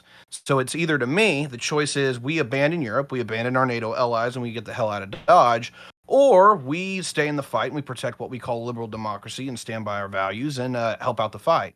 Yeah, that's pretty much a no-brainer for me, is that I'm sticking in with the fight. I think that's what our forebears fought for, whether they were fighting the fascists in World War II or they fought the communist bloc for 45 years. That undoes everything that they did and everything that they stood for, and we claim to stand for. So yeah, I would love to take the fight onto the Russians. I'll end with that. Aston? Oh wow, an opinion on Ukrainian aid. Yeah, I don't know. There's some things here where it's like I want to disagree with the framing that I think Russia won't stop. Russia right now, Putin's actually becoming increasingly unpopular among the oligarchy class in Russia, and it is actually one of the first times we've ever seen possible political consequence to Putin's actions. Now, whether that turns into anything, it's too complicated a situation that I think for any of us, I don't think any of us have backgrounds in Russian history or the current affairs in Russian oligarchs. But I have heard from, people that claim to be experts in the field that there is a breaking between Putin. Now, about the aid, how does that affect aid? I don't know. I think that the aid we give them is we should take their refugees. Honestly, that's really what we should do. Like, I'm really sick of watching refugees get kicked out of England, for example. Not trying to throw shade, but that's what's happening. And we're no better. We'd probably do the exact same thing here. So what I want and what the United States will do, probably two different things. I would love to take those refugees and use we've seen the impact of immigration on the United States, the incredible boost that it has to the economy, the incredible increase that we have to productivity as a result. It seems like a win-win. And then, I don't know, keep selling them javelins or send javelins. The Russian military, an excuse to slowly, have American weapons destroy Russian weapons until both of us have less weapons is kind of cool. I don't really think they're going to press the button on the nuke, though. I don't think Putin has the support for it. So that's my thought. Maddie? In general, I think it's been a good thing that the United States has provided aid to Ukraine because the existential threat that Russia is serving as, not only against Ukraine, but just against Europe in general. If people think that they're going to stop at Ukraine, without meaningful resistance, you have another thing coming. And that's also why you're seeing a lot of these European countries reaffirm their support for Ukraine. In fact, France just reaffirmed earlier this week when Macron visited Ukraine and was on the ground, and he made a few statements to the press that were the strongest words, the strongest rhetoric that he's ever had against Russia.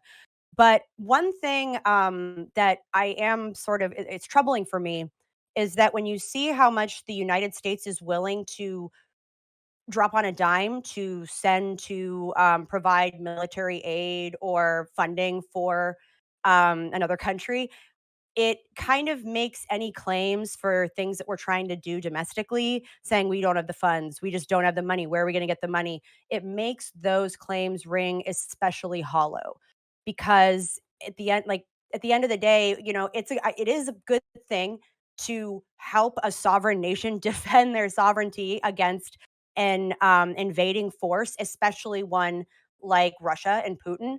But when you think about how much we are leaving on the table or neglecting to address domestically under the guise of not having the funding, then when you see billions of dollars being shipped abroad, it's troubling. And that to me is where I'm having a lot of trouble with this. And it's not trouble in disagreeing with that spending, but more so saying, hey, if we can dredge up the funds to go do this, why the hell can't we fund a better social program for universal pre-K, or start expanding access to something like Medicare? Because all those claims of, well, we don't have the funds, are clearly bullshit. Preacher? Yeah, I'm gonna try and take this. We had a great man amongst us who was recently passed, who was a geopolitical genius from lived experience, and I'm hoping I do him justice here. I am not geopolitical at all. I agree with Tiberius. It's not about Ukraine. It never has been about Ukraine. As Colonel Dan always said, it's about the mustard-colored countries, the countries who have already joined NATO that were not supposed to, according to treaties and agreements. And Ukraine was just a tripping point, finally, that pissed off Putin. Should we be sending them money? I always ask, how much can we do before we're considered involved? And it doesn't matter what any of us think. It matters what does Putin think. And I'm sure Putin already sees us as involved, so we're involved. I believe our money, send them some military supplies, I agree with. But our money at a time when our country is really dragging right now, we could use a couple dollars here at home. I'm just saying. If your own backyard is on fire, don't be throwing buckets to the house down the road, is all I'm saying. There's much use for money here, but at the same time, we do want to help them militarily, and maybe with the all that tech stuff that I am not a genius at. I don't know about the tech stuff, but help them that way. It's just, man, that's a lot of money we've sent over there. But at the same time, where's Putin stop? If he takes Ukraine, he's not. Okay, I got Ukraine. Everything's good. I'm going home now. No, he ain't stopping there. He'll keep moving forward. So, I guess, like Tiberius said, we've got to be involved. I'll leave it at that. Kevin? Yeah, firstly, Ashton, don't feel remotely annoyed about throwing shade at the British government. They're garbage. I mean, they're fucking trash. No one will throw more shade at the British government than me. We should be taking in far more Ukrainian refugees. The fact that Poland has taken millions and we allow a tiny trickle in is genuinely fucking shameful. Anyway, a lot of people have made the points I was going to make, so I'll actually address... I don't want to make this too personal, but I will address my erstwhile sparring partner, Fabian. There's an attitude from some people who want to call themselves anti-war, which frankly sickens me rather. The people who are outright in favor of Putin stooges, of which Fabian is not one, I'm not accusing him of that, are at least honest in their, disgusting attitude of essentially just telling the Ukrainian people to roll over and just take domination from a foreign power. The kind of slightly halfway house attitude of some people exhibited by Fabian of, well, they should just roll over and just take it because maybe they'll lose, or maybe it'll be a lot of destruction. The Ukrainian people and the Ukrainian government have decided that they want to engage in this fight, and I think the civilized world should do all it can to try and help them in that effort. I think probably the best outcome for everyone would be that ultimately Vladimir Putin gives way to the cancer that's obviously riddled in his body. Fingers crossed for Conrad Melanoma, is all I say. That's hilarious. I got to over to Biggs. All right, so I am actually very anti-interventionist overall. One of the problems I have with America being basically the world police is that we just end up spending so much of our resources for things that these countries could probably pay for themselves. But yet they have these things like, well, why can't Americans have universal health care like Europe does? Why can't we have all these entitlements that these people in Europe do? Well, it's because we fund their shit, right? If you look at just the Ukraine aid, I'm just looking, I don't know how accurate these statistics are from Politica, but basically we are spending 6 times as much as the entire EU combined in aid to Ukraine, yet we are 73% of the population of Ukraine, or not of the EU, not Ukraine. Sorry. So I just think it's a bit ridiculous that the U.S. has to play this role as the basically fund everybody else's conflicts. Now that doesn't mean I don't agree with the defense of Ukraine in general, but I think it's a bit ridiculous that we have to pay so much as American citizens and taking American taxes and basically American debt on our country to the tune of something like we already paid like I think 25 billion and we're slated for over 42 billion. So we haven't even paid half of what we're looking at, and we're just printing money. All while we're actually in a huge recession currently, and our gas prices are absurd, and the inflation is absurd, and all these things that like actual Americans are actually struggling to survive are concerned, and that's where I have a problem with this. Now, I don't want to say that I don't think we should support our other countries, but especially when it's a country that we literally have no obligation to, politically, legally, logistically at all. They are not part of NATO. They're not part of the EU even. So I just think it's a bit ridiculous that America is expected to be this world police, this world power, while we're struggling, while we're falling apart, while we're collapsing. I think that there are ways that we can improve our relations with these other countries, but part of that comes from knowing that we are legitimately funding other countries' benefits while we are suffering. And that's where I think a lot of Americans have a problem, especially conservatives, independents, and libertarians. And I think that that's where the issue lies. If we can find ways to get these other countries, especially in the EU, to pull their own weight, I think it will be better overall for not only America, but for the world in general. And I think that's where we're faltering. Okay, obviously, everybody. What, Aston? Oh, no, go ahead. I'm sorry. Didn't mean to interrupt you. Okay. I think everybody obviously knows my position on it. I take the same position as my favorite Turkish policeman. And so I'll just give it up to everybody else to discuss this. Yeah. I'll do my best to moderate this unbiasedly. I'll do my best. I was going to say, Biggs. I was going to reach across the aisle to Biggs and say, I think you've got a very good point that the EU is not really pulling its weight in a number of ways. Countries like Germany, especially, have been frankly fucking disgusting in making 1.5 billion. They've been promising all of this aid. They'll say we're announcing a new package of aid, and then the German government will completely flake out on it and not produce it. And they say Schultz, frankly, has let the civilized world down. I think it's a fucking embarrassment, and it's not a good start to his chancellorship.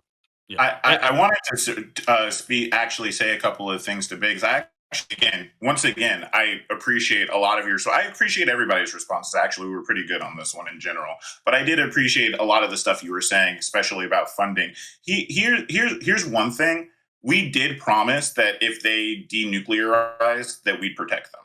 That was a promise that we made. I'm not saying that do we need to uphold that promise? What does it mean to uphold that promise? That's a question I can give out to the panel, but I do want to say for a matter of fact that we did say that. And the other thing that's interesting that I don't think any of us thought about we're sitting here saying, okay, spending 60 billion, which is true. Like, we are spending extra money. We're not, but how would you feel if we didn't spend that money and just gave them $60 billion worth of our equipment?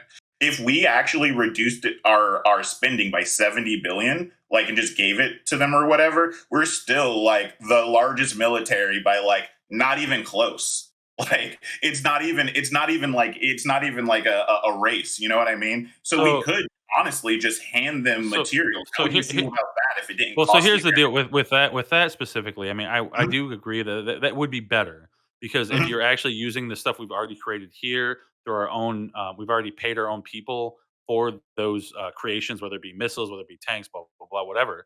So that's good. So we're actually putting money into our economy to pay for those things. But the issue is then, if we have that, like, are we going to take what we already have and give it to them, or are we going to have to influence this is. new Can I just? increased production? Yeah. What are you actually referring to? Well, they had. Well, can I just interject, because there was an actual example of this with was it MiG fighters at the sort of roughly towards the beginning of the thing, where was that Poland or US? Yeah, that was in Poland, but Poland essentially they were going to say Poland were going to send them to Ukraine, and America was essentially going to backfill with new stock. But there's some hesitancy on the basis that if you give direct aid in that form rather than financial aid, basically saying we were going to give NATO resources Yeah. to a non-NATO country and then replenish those NATO resources by US-backed production. Yeah, exactly. whatever But that would potentially step over the line to the point of being a direct combatant, which people were worried about. And I think that whole thing is kind of a facade, because I mean, to be honest, like, I don't see how anybody could say that we are not a direct combatant. It's just absurd. Like, well, I mean, I know it's not like we're not having our own troops or our own direct equipment necessarily. We are buying whatever through third parties, whatever, to send them those javelins, to send them those missiles, to send those anti-tank things, whatever. But I think the issue comes is that, like, how much should America, and I know you're European, Kevin, but how much should America be responsible when you literally have the people that are right on the doorstep not stepping up and footing the bill to these, like, huge amounts that America is? It just seems to me the next highest person, like, okay, I just want to put this in perspective real quick. $25.76 billion United States. The next closest is the UK at $2.5 billion. That's a tenfold difference. To me, that's absurd, and that's a problem. Yeah, if it makes you feel any better. Because I wanted to answer that question a little earlier. Can I ask if we reach across the aisle? Because I think we all are hitting at a problem the more that I think about it. The reality is this aid thing is much like, I work as an activist, right? And any activist that works on the ground will tell you that the nonprofit game, nonprofit organizations, is a racket. Any government aid given to communities oftentimes is given to I work for a nonprofit. Not all nonprofits, buddy. Not all nonprofits, but you understand that there's a ton of nonprofits. Yeah. I understand what you're saying. There are some. Yeah, exactly. But yeah. And the point here is, in this situation, aren't we talking about government contracts being awarded? Like, really, aren't we talking about, like, our military lobby, like, our military contracts fulfilling these? So basically, we're just enriching, like, the guys that build stuff at our own expense. Once again, this is how we always do this. And I disagree with that as well. Yes, I still disagree with that. So I think there's a lot of common ground here, actually. Yeah, Can I answer a question from earlier, please? Let's just really quickly. Go for it. About the amount. So obviously, America is much richer than any individual EU country, because EU countries are also independently as well. Right, but there's way more EU countries as a per capita. No, but like EU countries are also pledging, like, independently of the EU. So there's the EU budget, and then there's the EU countries, but like independent countries, which is different. So if you look at commitments as a share of GDP, the top country is not the United States.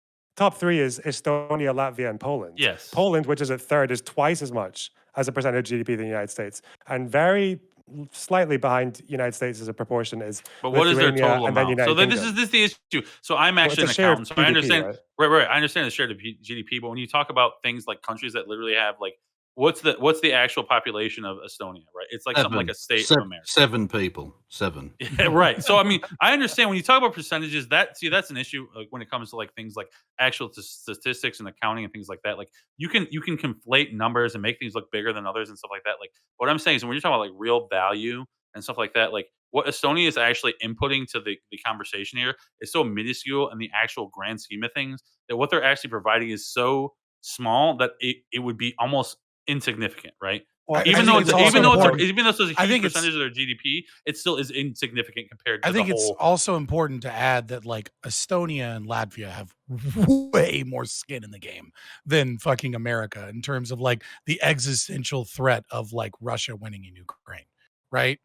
I mean, I think we can all kind of just like recognize that as like an No, I think there's Yeah, a like, lot well, of geographic proximity, sure. value in Ukraine that would go to Russia that would inevitably threaten the United States. I think there's a Well, lot not of just that, that's but why we're having this war in the first place is the resources there. but true, but also as NATO nations, and I'm no fan of NATO, but the way it's structured, America would be potentially legally, if not necessarily morally, or not necessarily actually, So- on the hog to protect those nations should Russia come for them as well.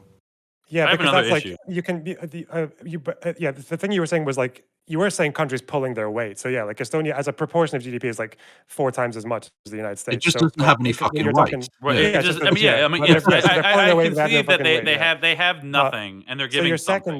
second So- thing was like, why would the United States do it? Well, according to like maybe you don't agree with like the United States establishment or whatever, but I guess to them is like they've spent a lot of they've invested a lot of resources into like the entire like Eastern Bloc post 1991, and that's about protecting that. It's about They fulfilling help their they help pledges contribute and- to the rebuilding of those societies, right? Yeah, But and, like, not to another problem, mention- another issue we run into is the complete reliance that the EU has on the Russian oil, the Russian infrastructure, the Russian power grid. Like, I think, are True, you although- actually? Are you? I know you have that. Is that a German flag in the background, Kevin? No, that- that's what is that? it's a Spanish one. It's Okay, from Spanish. from like 100 I years don't. ago. I don't know. I always thought it was. I don't know. No, that's But fair anyways, enough. Yeah. It's countries it's like more colors, Germany- wrong cynicalism. orientation. But countries That like Germany flag's literally actually shut really down. on topic today, considering the topic, right? Yeah. It's syndicalist. Isn't it? Isn't that the Because- that has to do with the Spanish Civil War and the It does. and Probably, the Spanish, of course, the Spanish communists and socialists and anarchists had a lot of international volunteers. Who, Well, it's literally the International Brigade. Yeah. oh yeah, of course. Sorry, But Bex. what I was saying was, is like countries Jimmy, I don't know my like flags so Germany have literally like shut down their nuclear power plants and reliance True, of Russian oil and a reliance of foreign oil in Saudi Well, Arabia, what and Russia. What I will say in defense of the EU, again, not a massive fan of the EU, but regardless, they have that they for a long time they have been far too reliant, and Britain is the same, unfortunately, far Yes. too reliant on the Russian whole oil. EU is, yeah. but and Britain. well, and Britain because we're not in the EU anymore. But what they have done is, and I hope they stick to this by the end of, is it this year or next year? I forget. They're going to they've made the pledge to completely cut off Russian oil from their oil stocks. We'll which see. I don't know if they're going to be able to do that. They're but not going to be able to, but well, I mean, we'll wait and see. Maybe America could help us out. I don't know. I But mean, regardless, my question- If that's Biden was still- open that's still a up good the plan if oil nothing else. reserves Right. and It be seems like Wait. Okay, everybody's trying to talk at the same time. So we're gonna go in the order. Loader Box, you were trying to say something earlier, but I think you kind of got smothered a little bit. So I want you to be able to finish that point. And I'm gonna just start. Everybody, keep your hands up, and I'll tell you when to put the hands down. So I put everybody down on the list. Okay, Loner. I did get smothered. Yeah, I mean, it's like, again, not to defend the entire American system, but it's like it's kind of what's possible as well, because like the spending bill for like the 40 billion that got like what 86 to 11 in the Senate. So it's like, okay, assuming that 40 billion didn't get the vote from Republicans and Democrats, then what are you gonna? Is there any like? Is there any? Get the votes. So why am I echoing? Preacher, I'm echoing. I know, Preacher. Preacher, Margaret. you're... Okay, thank you. Yeah, yeah. So I don't know, like, if that money doesn't go to Ukraine, like, I don't know what kind of like 40 billion redistributive bills are going to get bipartisan support in this Senate. You know. No, it's just more on the massive, huge mountain of debt in America that they're never ever going to pay back. It's not possible to pay that amount of money back. So they just add on more, and eventually it's going to they're going to have to do something about it. Just go, fuck it. Yeah, which It's is why I not think there it's a bit- anymore. Yeah, which is You why I know, think it's yeah. not really right to look at it like this as if it's like we're pulling out of the American bucket that would otherwise have gone to what, like hospitals and shit. Like, yeah, that's. Well, I probably mean, yeah, not that's the thing. When people say, and I'm not necessarily accusing anyone here, but when some conservatives will say, "Well, we need to look after our own first," so what? Let's get rid of homelessness in America then. No, that's socialism. Like, I mean, oh, come on then. Don't fucking pretend that you want to focus on domestic issues instead, because you don't give a fuck about that either. You just don't want to spend any money, which, at least if you're honest it's a about, false I can take that equivalency. seriously.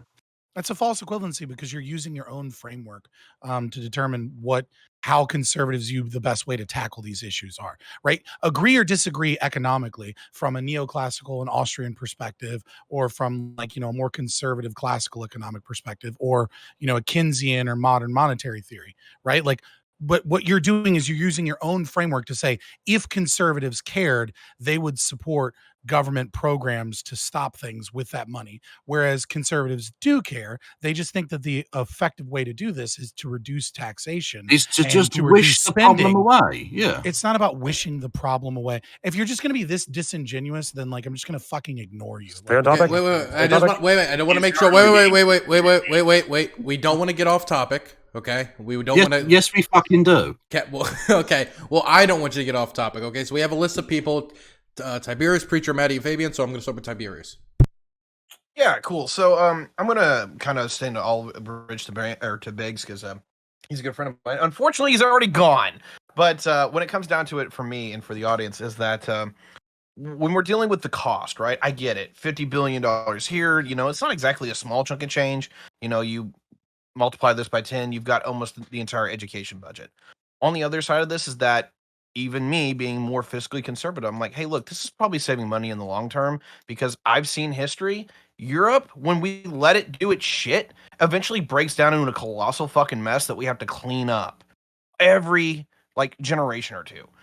And basically, the long story short is, whether you're talking about the Napoleonic Wars, World War I, World War II, is that basically without Boss Daddy America there to tell them what to fucking do, this isn't going to work out very well for them. And so for me, this is an investment ahead of time instead of behind time, where it's like, look, it's $100 billion to maybe beat the Russians in Ukraine, but that doesn't mean we're fighting them in Poland 10 years from now, where your sons and daughters are dying or your friends are dying in one of the largest wars in history. I'd rather not do that again because that's literally been a lot of their history.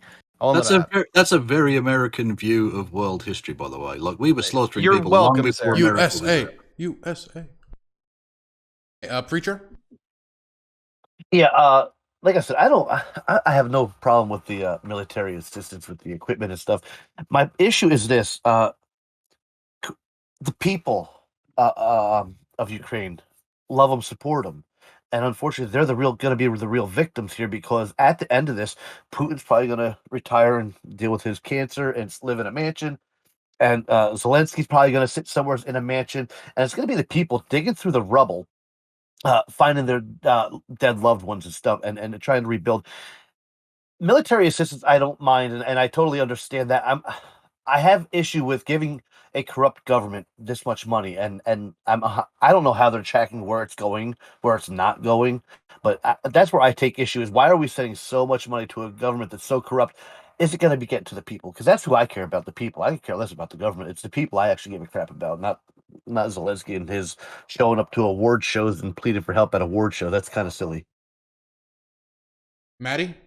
Does anyone want to respond to that? Okay, Maddie? Yeah, I guess I just wanted to. Sorry, I totally fucking lost my point, my train of thought. There was a lot to comment there. Just thinking about like how it's not okay, like we shouldn't be getting involved. I think what threw me off was this notion that the United States has been like the savior of Europe a bunch of times, which is very silly. Because sure, there was World War I and World War II, but we're only a country because France bailed us out and helped us in the Revolutionary War. And then, when they went into debt because of their involvement, we turned around and we're like, hey, what if we buy this shit ton of land for pennies on the dollar and like contributed Based Maddie has accepted the reality that America needs to come back into the fold and embrace Mother England again. Yeah. So the outcome's the same, I'm on record asking Kevin to please take us back. The outcome's the same, all right? Like, if you think it's America's job to police Europe and all that because you leave us alone for 5 minutes and we fuck ourselves up, that's fine. But then also, if you're guilty for the Iraq War and Libya and shit, then the outcome's the same. It's either way. Wait, Maddie, does that mean you want the leader of the country to be Boris Johnson? I'm more of a fan of the frail old woman. Well, technically, he was actually born in America. Talking about the Queen? Actually, he was born. Literally, Boris Johnson was actually born in New York City. So Matty Cakes you'd, becomes you'd still Papa have an American leader, technically. The problem You'd- is the next one's going to be Charles. It's going to be a fucking shit show from then on. Okay, Loner, you saying she's something. dead. Sorry to She's interrupt been you. dead. She's been dead months. They've been fucking. I'm talking about Charles. I said Charles. Yeah, that's what I said. I was He's gonna been say dead as either well. it's the whole monarchy hinges on a frail old lady and a little baby.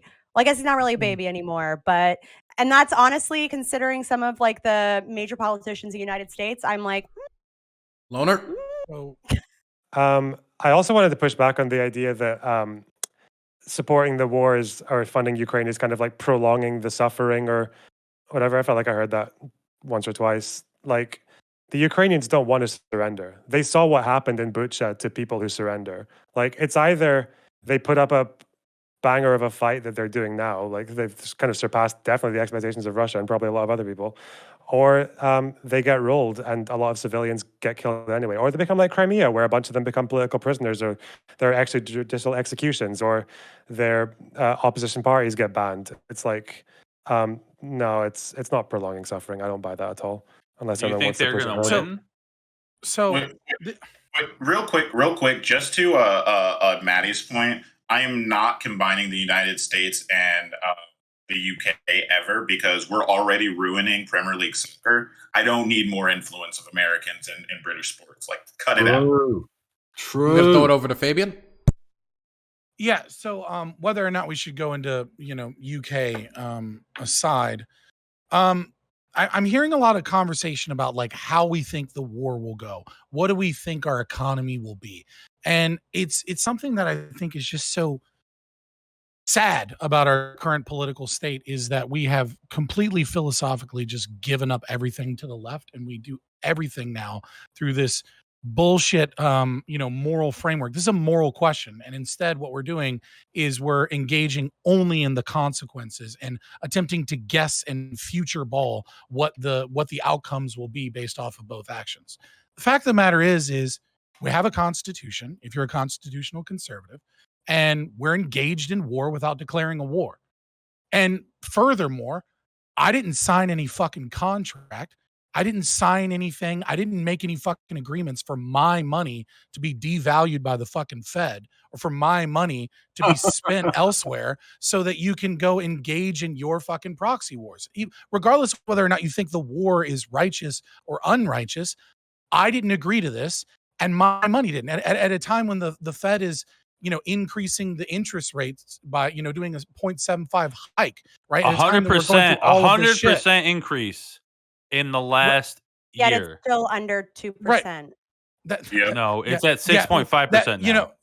The idea that you can just like look at interest rates. Oh and my then God, just be man, like you know what the fuck 1% you're talking difference about. is like You don't it's know what not a you're big talking deal. about. It's I like have a no, like master's in economics. One at a time, please. so again, this I didn't agree to this shit. Nobody in America agreed technically. They may agree themselves, but they didn't sign anything. The answer here is that if America wants to take in refugees, they should take in refugees. If NGOs want to support some type of efforts in Poland or dropping food or something like that, if Food Not Bombs wants to send food over to Ukraine, fuck yeah, let Food Not Bombs do that. And if a private mercenary company wants to take a fucking, a bank loans, voluntary, association of a bank loan from Ukraine at a high interest rate to come in there and support them with troops on the ground, then Halliburton or whatever other fucking company ought to put the fucking boots down on the ground along with them if they're going to get paid in the future. But the idea that my money and my taxes and my shit at a time when we're suffering is going to be stolen from me and stolen from my children with inflation is like somehow like, and that it doesn't even enter the moral conversation is fucking ridiculous. We're going to be $121 trillion in debt from entitlement spending alone by 2050. Yeah, your ANCAP fucking rantings don't enter into the conversation because they're fucking stupid. Yeah. Yeah, the only argument you've had all night is stupid. All you've said all night is stupid. Listen to modern economists talk about Jesus Christ, you're fucking things you're joke, talking dude. about are pretty non sequiturs. But anyways, like we were saying, I think one of the issues that I have is like this conversation of like things are stolen. Hey, listen, the government can levy taxes. It's been that way since the 50s, 60s. We had a case, I think, in 1915 for it, right, or something like that. It's moved on. We're like so far past that if you want want to start, going that route and levying that political action, but to pretend that it's not woven into our society at this point is really disingenuous. But how am I disingenuous? I'm not pretending it's not woven into our society. Will you stop making up shit? You just said that no one signed up for this, implying that did we sign up for any of the laws in the United States? Did I sign up for? I'm a fucking anarchist. I personally signed okay, all so of then, them. so then it doesn't matter. So move on. Anyways, you're got a serious slave mentality, any different than any other law the United States passes. Like that's a really dumb, dumb way to talk. But anyways, I don't think that there's really a problem doing the aid thing, especially if we consider why don't we just use our own stuff? Like if you don't want to raise taxes for it, if you don't want to spend like government budget, we could just give money. But there's this really weird disingenuous thing where we're pretending that like the 60 billion is going to be used on something fucking else when it's not. It's just going to be like another tax break that's going to be accumulated by the top 1%, the bourgeois of the country. So it's like, why are we like this whole like weird moralization? We're talking about policies and outcomes from policies. That's why we're talking that way. That's why we're not making this weird moral thing that you keep accusing us of. The question is, should we do it? My argument is no. I presented multiple reasons why we shouldn't. And for you to just go, oh, your philosophy wrong, bad, stupid, and like let's just engage in the consequences of fucking trying to predict the future of the outcomes of the war between Russia and Ukraine is far dumber than anything I've fucking said. Yeah, because you're basically arguing that you want to like overhaul the entire system because like most okay, so a majority of Americans, even from the like question yesterday, is, should we? The answer is no. Okay. What? So the majority of Americans, as far as like even yesterday, still support money and weapons to Ukraine.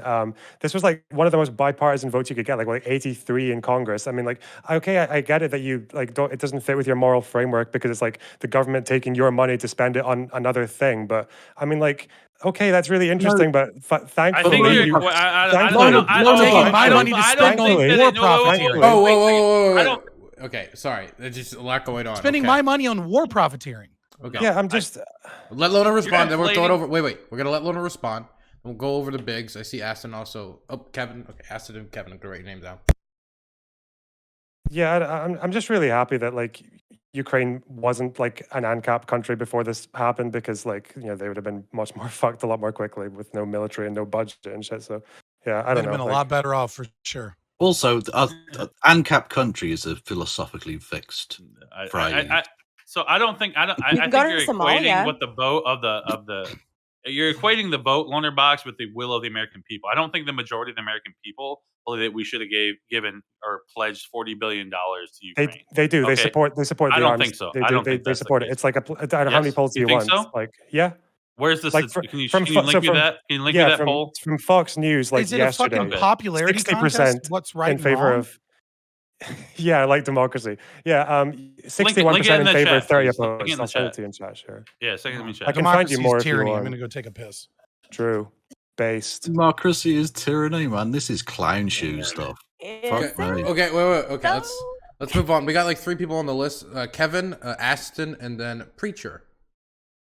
Yeah, no, actually, Fabian's gone, but I'll say it anyway. The idea that the government has to personally ask you and like get you to sign off on every fucking red cent that gets spent on something is just. It's not that. It's we understand that the majority of the American electorate is fucking warmongers, right? Because it's good for their profitability and good for the profitability of their friends. We understand that.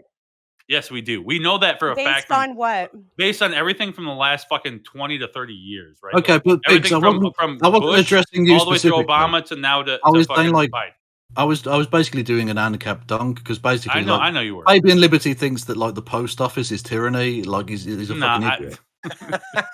Who hasn't been? I am not an ANCAP, okay, so I'm not gonna stand for any of this what he says, but I will say that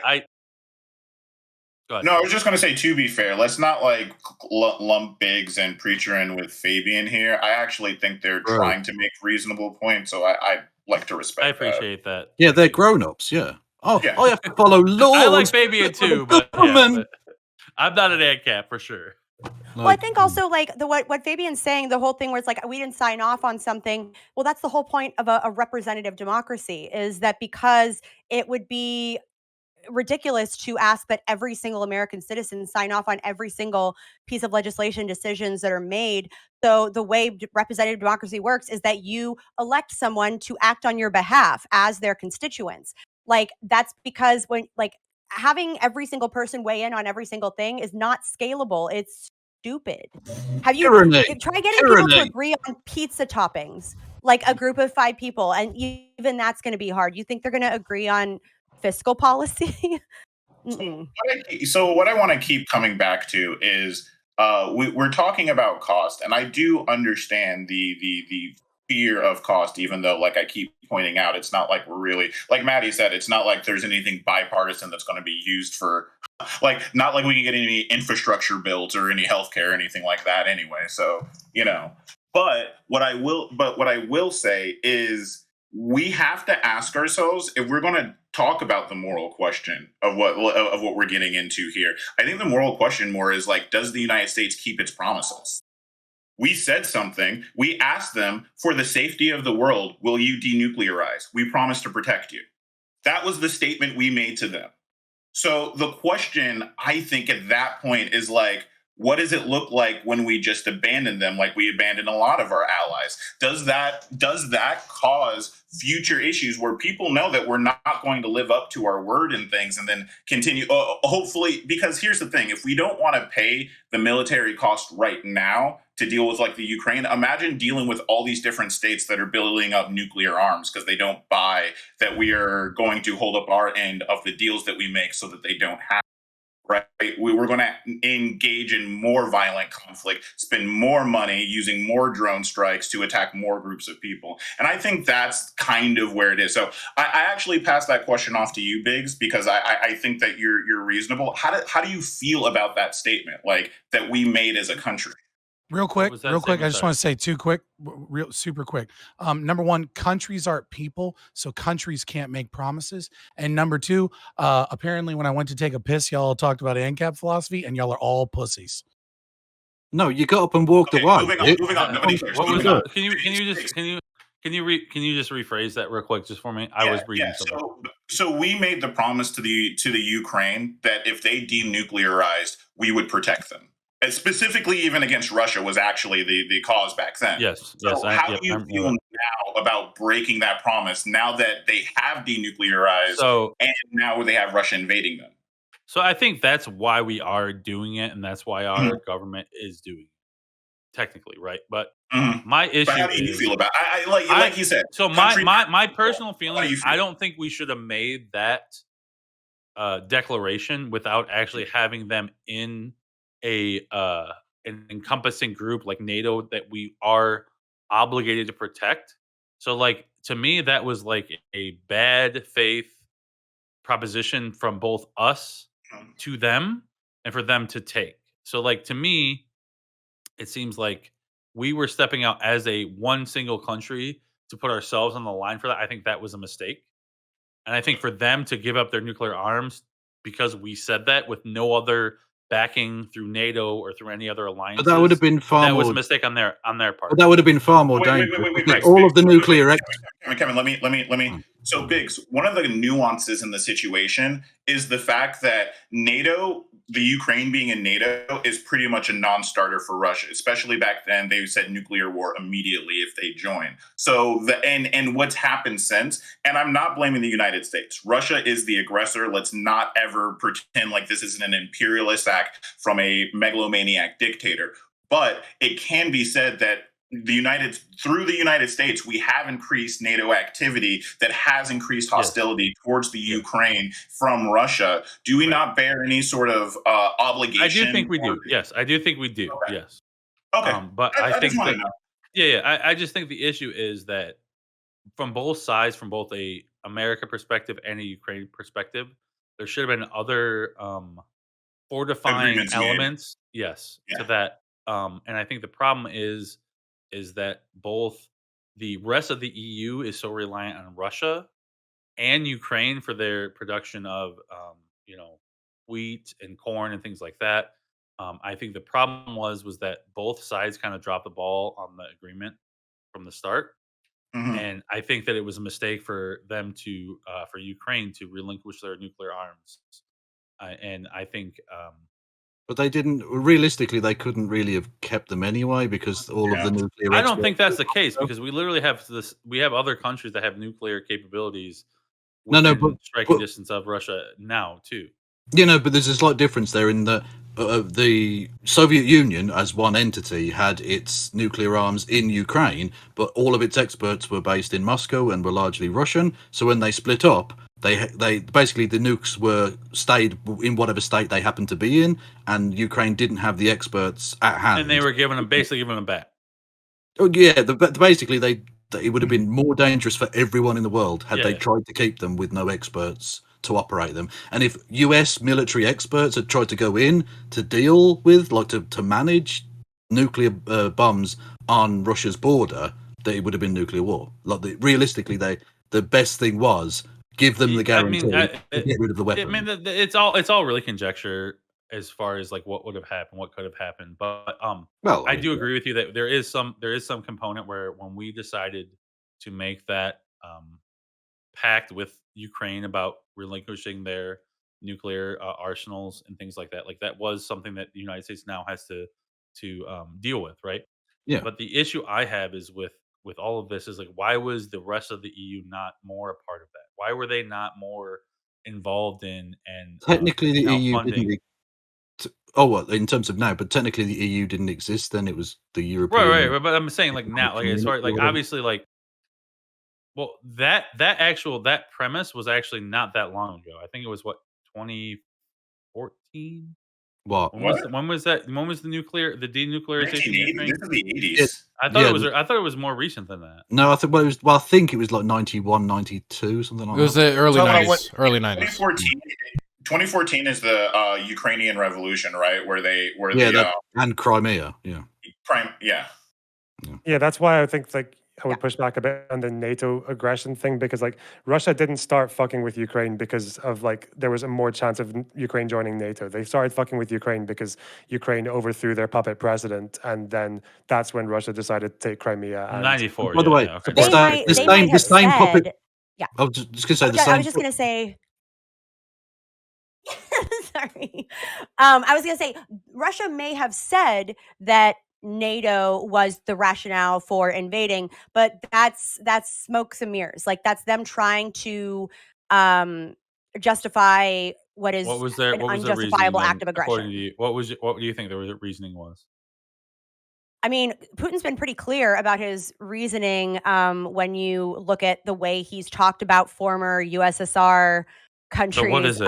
So it's as a whole. It's expanding his empire. It's for what? For what he's reason? been super clear because he's a fucking lunatic. He's I can give you a slightly more. You can have more super. What is the actual reason? Okay, wait, everybody. Okay, who is this? Is this question still being aimed at Maddie, or who's this question being aimed at? I'm sorry, everybody started talking at the same time. I got lost. I just want to know what Maddie thinks the actual reason why is. Okay. That's it. I just told you what I think the actual you think reason it's just is, and I base this on the comments that Putin himself has made. I also base this on the intel that's been taken out of people close to the Kremlin who can say, you know, what he's always talked about is reunifying the USSR and bringing them back to their like glory days. And the biggest sort of jewel of the USSR that was lost was Ukraine. And like that, he's been pretty clear about that. And the intel that we've gathered over, I mean, since the Cold War in like what, not necessarily from the Cold War, but I guess he just wants before he dies, he wants to rebuild the USSR is what you're saying? It's a legacy project. Yeah. You can say there's more. I can give you another reason if you want. I actually disagree slightly. I actually think that this is more about trust. I don't think it has anything to do with that. One second. Preacher's been waiting for so long. He's been waiting for like 20 minutes. So yeah, make sure he's been having a fucking. My apologies. No worry. Yeah, I'm trying to get in here because I can actually answer it all. I love you, Preacher. I love you. Listen, Maddie's actually probably the closest to being right here. This is what I said earlier with listening to Colonel Dan when he would show the map, and he had the former USSR countries were mustard colored on his map. So he always said, it's not about Ukraine. It's about the mustard colored countries, because when the USSR was broken up, there was a promise made that these countries will not join NATO, and one by one they joined NATO. Ukraine being the final trip in the as I think Maddie called it, the crown jewel. That's what finally said, like, no, I am done. No more of this bullshit. And that's where he drew the line. Now, it was like Putin in the room. It was glorious. Now, this is why I say, yes, we have to be involved. Because if we don't stop Putin with his aggression towards Ukraine, it's only going to get stronger as he moves on if we don't get involved. Now, that's why I also say militarily be involved, but financially, we can use a couple of dollars back here at home. I can use it in my gas tank anyway, but anyway, that's besides the point. So, yes, that's all I want to say. I'm going back to my nap. Wait, Aston, can I let Aston? I'm moderating now. You cannot. Okay, Sorry, go ahead. Aston, I just wanted Aston. He was about to start. Loner, write your name down. Preacher, I just want to note that for like 5 seconds there, I thought Putin was on the call. That was brilliant. Okay. And I actually don't like I don't want to use such hard words as this is the reason. I mean, any person's nuance in these situations are incredibly complicated with many strains. I think that what you guys are saying is accurate to a point. I think there is a lot of the Ukraine is the jewel of the his move eastward to the restoration of the Warsaw Pact. But I think also when you look at it economically, Russia is in a bad place economically. It's sanctioned to all hell before even this war started, right? What does the Ukraine represent? I don't think that he was necessarily thinking about taking over the Ukraine as much as he was going to install a puppet government that would be able to trade with the West. That's where I think a lot of the people that I talk to that study this sort of thing, like that's a lot of the sentiment. I'm not going to pretend like I understand all the intricacies, and I'm not going to sit here and preach from a space of expertise. But the thing that's been floated towards me is the fact that Russia doesn't have a way to engage with the West economically right now, and the Ukraine actually sits in a place where if it had a puppet government, they thought this was going to go much more smoothly and they'd be in and out. The Ukraine would be able to trade with the West without sanctions on, and then therefore be like a proxy for Russia. Well, yeah, exactly, because the dictator that was overthrown, or the fucking tyrant, whatever you want to call him, was literally waiting in Belarus to be the puppet leader should they have taken over when they initially tried to during their 3-day invasion, which is now nearly 3 fucking months old. You can also. So I'm hearing a lot of like, oh, this is what will happen. This is what happened. Could I hear one person, right, make an argument, like, because the only argument I've heard as to why we should fund war in the Ukraine is that if we don't fight them there, we'll have to fight them in Poland. Or if we don't fight them there, we'll have to fight them here. It sounds like the exact same saber rattling that I've heard from the Bush administration for every one of their fuck ups. It sounds like the same saber rattling I've heard from during the Eisenhower doctrine. It sounds like the same saber rattling we've heard, when there was conflict with Iran and Afghanistan, when the Russians were in Afghanistan. I'm trying to understand the logic here, that this isn't just the same trope over and over and over again, where Russia feels, because it's got some sanctions, because the West is antagonistic against it, and because they're an evil fucking country, that once they see a border nation slipping out of their control, they go in to invade it, and then we fight either real wars or proxy wars, where like we're not really fighting Russia, but like, let's fucking face it, we're fighting fucking proxy wars with Russia, either economically or on the ground, and we get in these fucking quagmires, and we lose all of this fucking money, and we do the same bullshit song and dance over and over again, instead of just engaging in free trade and just, I don't know, not engaging in war profiteering. Can I hear a strong argument from somebody about why we should actually do it? Free trade. Wait 1 second. There's 2 people on the list who haven't talked yet, and I saw Loner wanted to comment on that, so I want to throw it over to Loner. And Ty, if you also wanted to comment on that after, you could, if you wanted to turn the list. But if you disagree with my framing, that's fine. Just please tell me why. There are 2 other questions I want to answer first. Can I do that first to Biggs and Preacher? Okay. First of all, Preacher, I think you're wrong about the whole thing that there was a promise not to expand NATO 1 inch eastward. Like, that was specifically in reference to East Germany, when every country to the east was in the Warsaw Pact. There was nowhere to expand eastward. Even Yeltsin himself basically conceded with the massive like copium overdose when he said like it was the spirit of the deal. Like there was no deal like relating to Ukraine or whatever. The other question which I thought was much more interesting was like, why is Putin aggressing in Ukraine? You can say it's imperialism, but then like, okay, well, why just imperialism? But like Russia is like the ultimate gangster capitalist state. They have so much like economic inequality. Putin wins like every other election via fraud. And he was actually more or less caught doing that in 2010. There was like a lot of unrest in the country. And that was actually when Putin started to shift his rhetoric towards everything between Russia and America and the EU is a zero-sum game. That was when you needed like the big foreign enemy that Putin kind of like conjured up through the Kremlin and the propaganda machine, because it basically like kept the public away from their enemy at home, which was kind of like Putin. So that's what kind of happens when you have like really, really unequal economies, that you can weaponize nationalism to kind of consolidate the support of your people. And that's why convince them that your enemies are neo-Nazis like Ukraine, or convince them that NATO is like somehow waiting for a nuclear exchange with Russia by going around. Yeah, that's kind of Putin's thing. It's to create like a foreign enemy to generate to keep its support, and he's like kind We of just need free trade. Loanerbugs, we just need to do free trade. As for it, okay, so I completely reject, first of all, that it's the same song and dance as Afghanistan and a lot of these other ones, because like Afghanistan, for one example, we were funding like anti-government rebel groups. Like Ukraine is like one of the few times we've actually supported like a very like a at least stable kind of government with like somewhat like democratic like values. There's corruption, but like compared to everything else that US supports, like has supported in the last 20 years, like yeah, this is kind of different.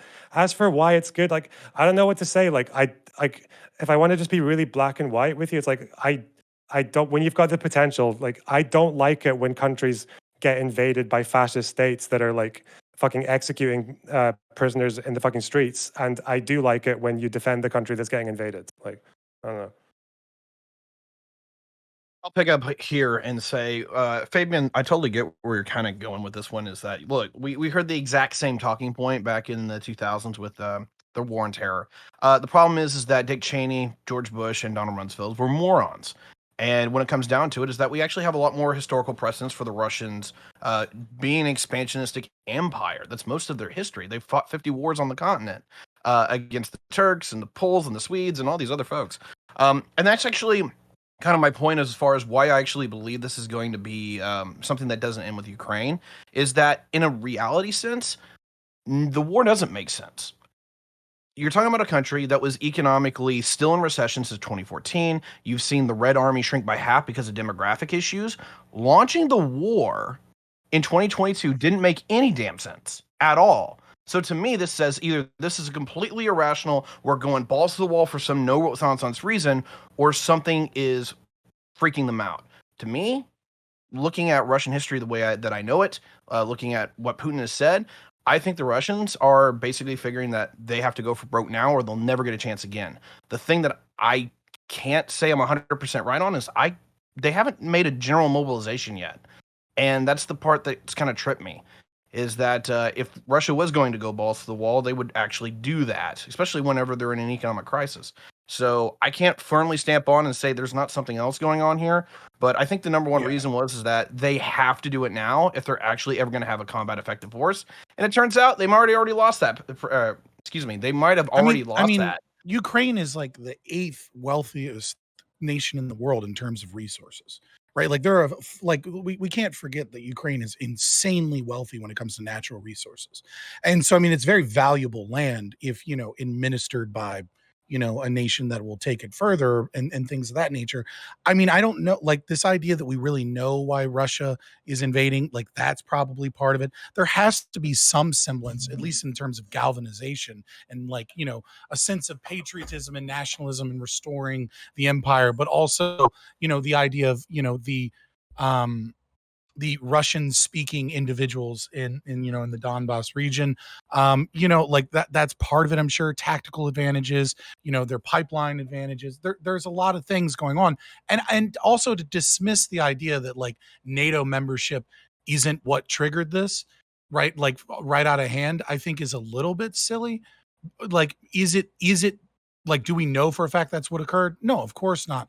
But it would also be kind of silly to just say that that's not a possibility, right? Like that they feel like they're making roads, and then they see continued Western involvement. They see more, they see more like, business dealings with Western firms. And, it is also a possibility. Like, but the fact is that what we have is a shit show over here.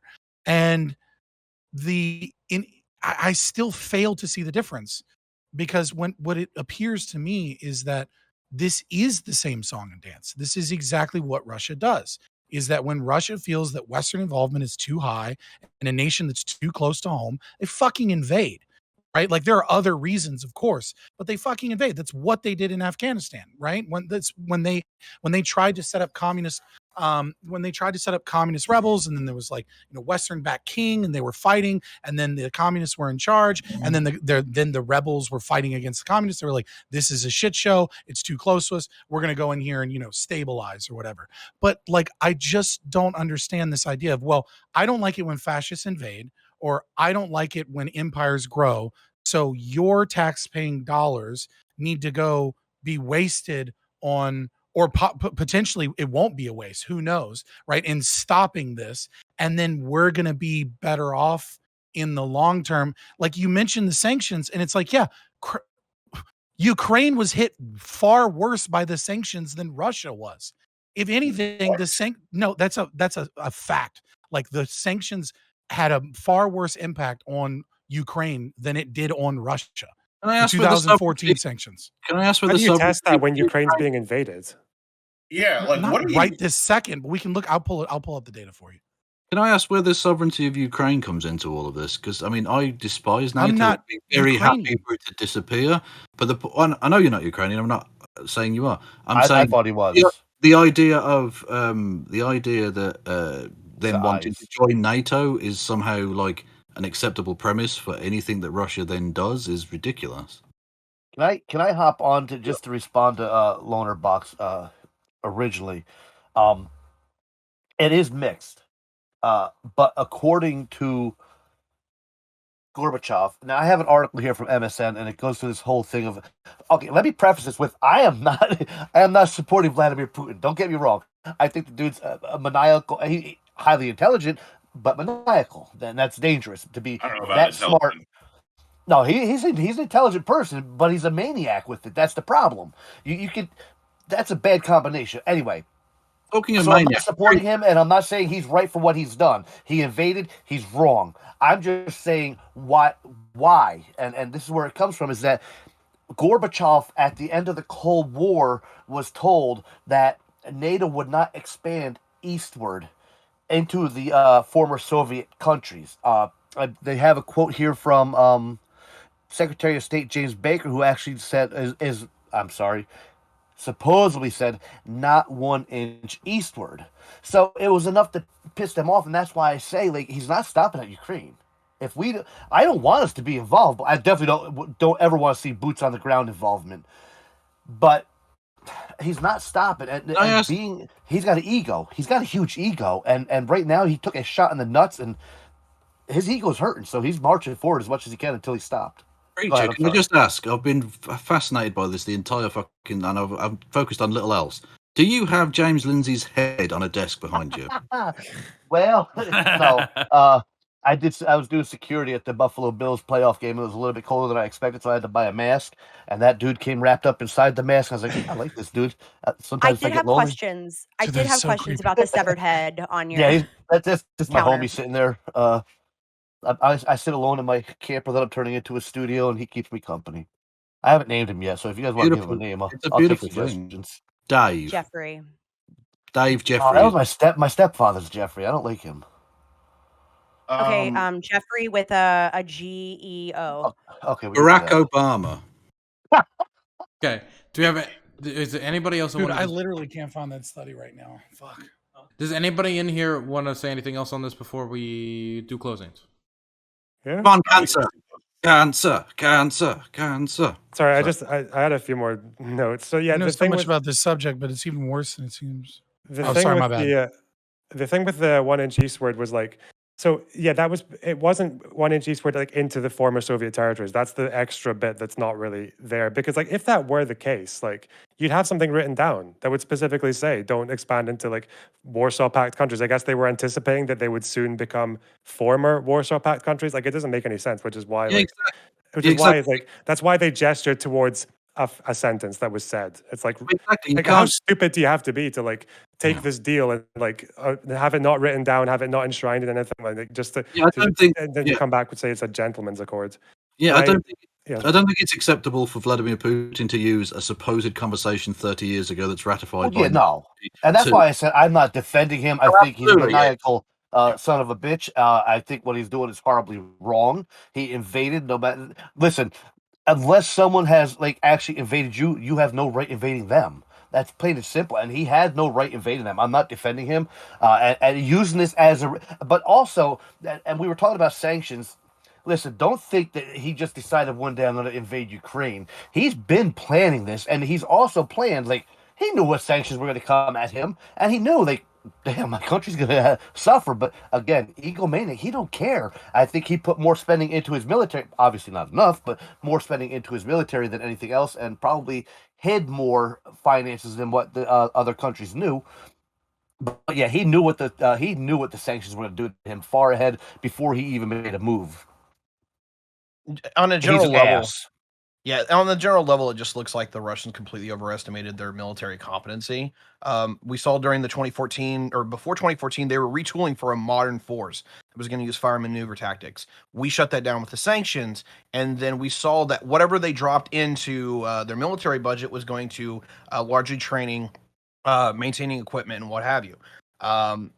It looks like to me that between not having an NCO corps and the fact that the Russian intelligentsia has just been gutted since the fall of the Soviet Union is that they don't have anyone who literally knows how to fight a war anymore. And so they did all the they did all the drills, they did all the training, they did all the mock battles, but there was no one over there that actually had done an actual combat since Georgia in 2008, who said, "Oh yeah, that's actually how you fight a war," because every war they fought since the Soviet Union collapsed has been a disaster for them.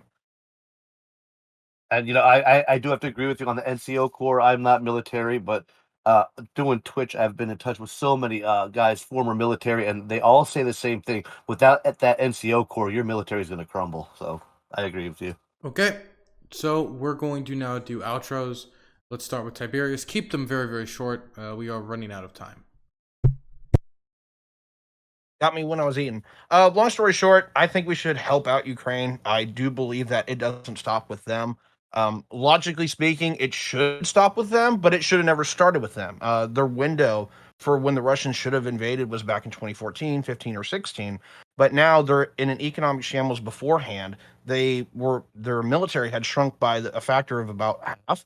And now looking at it where it is, it's just a disaster for them overall. So I don't know why they're prosecuting the war at this point anyway. So where does it end? And I'm thinking there's got to be extraneous modus going on here. And I think it's a security issue. They want the Soviet borders back solely because that's where they can plug the gaps militarily with a smaller force. We're going to throw it over to Preacher. Yeah, I don't think we really have much choice in the matter but to support them. I'd rather see it more military than financial. Why Putin did what he did, I honestly think a lot of it has to do with his illness, and he wants to go out with an exclamation point. But either way, Putin's wrong. Ukraine's going to suffer. Ukraine people are going to suffer. I think the money should stay here and help the United States and military equipment because, if we run out of money in our country, we could use money. We can't really use a tank to pay off loans, but we can use cash. They can use our tanks. We can give them our broken tanks. And I think that's basically what we've been doing, giving them our old equipment that we're not using anymore. And I support that 100% as long as they know how to use it. Maddie? I think it is overall, like strategically, economically, a good thing to support a country in defending their sovereignty against a hostile invading force, especially when that country has, a lot of economic interests with the United States. Also, I am someone who thinks that if we make a promise to a country to defend them, and it's a like signed promise, not a gentleman's agreement, then it's probably a good idea that we stand by that. Otherwise, what good is our word when we make those kinds of declarations to other countries? They need to know that when we commit to, sorry, dogs barking at nothing. Um, um, yeah, it's a good thing, but we should also spend more here. I'm gonna go make sure my dogs aren't attacking like a delivery person. Hold on. Fabian? Yeah, I mean, the question is, should we? I don't see morally why we should be involved in this war.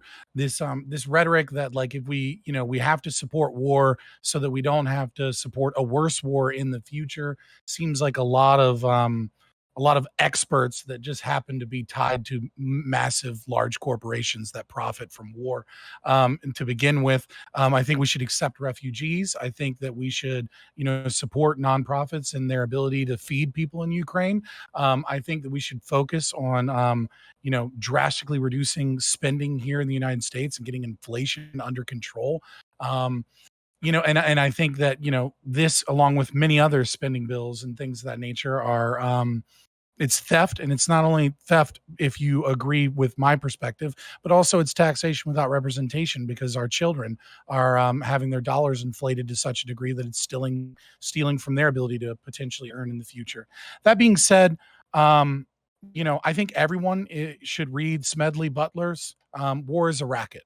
I think read War is a Racket by Smedley Butler, the most decorated general in all of U.S. American history, and I think you'll have a better understanding of why this dog and pony show is just, I don't know. It's depressing to hear so many people justify murder and to justify elongating these things and say that, well, we're actually protecting by spending money to increase war. I just think it's disgusting.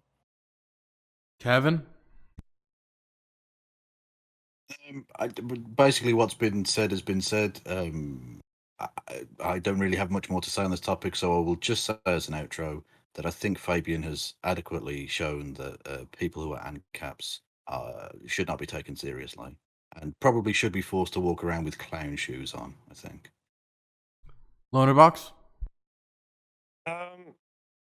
I think you spent most of the, Fabian, I think you spent a lot of that panel saying you didn't like the whole consequentialist framework, but then at the end there you said that us supporting Ukraine is going to make things worse or prolong the suffering or murder or whatever. So it seems like a consequentialist argument, just the other way. No, I don't really think... also, about a few people mentioned war profiteering as well. You can look at the last 5 years of like Boeing, Raytheon, Lockheed Martin. I mean, like Boeing, their stocks have actually been going down. Raytheon and Lockheed Martin had like a wee bit of a bump, but they're basically coming back down to where they were before the invasion. So, I mean, if this is like a for-profit war scam, this have done a terrible fucking job. Yeah, I don't know. Like, I don't really buy the idea that like we're just prolonging the suffering by supporting the Ukrainians, and I'm going to soy out over this quote because it's fucking true. Someone basically said as the war started, like, if Russia stops fighting, there will be no more war. If Ukrainians stop fighting, there will be no more Ukraine. That's why they fight. So, Biggs?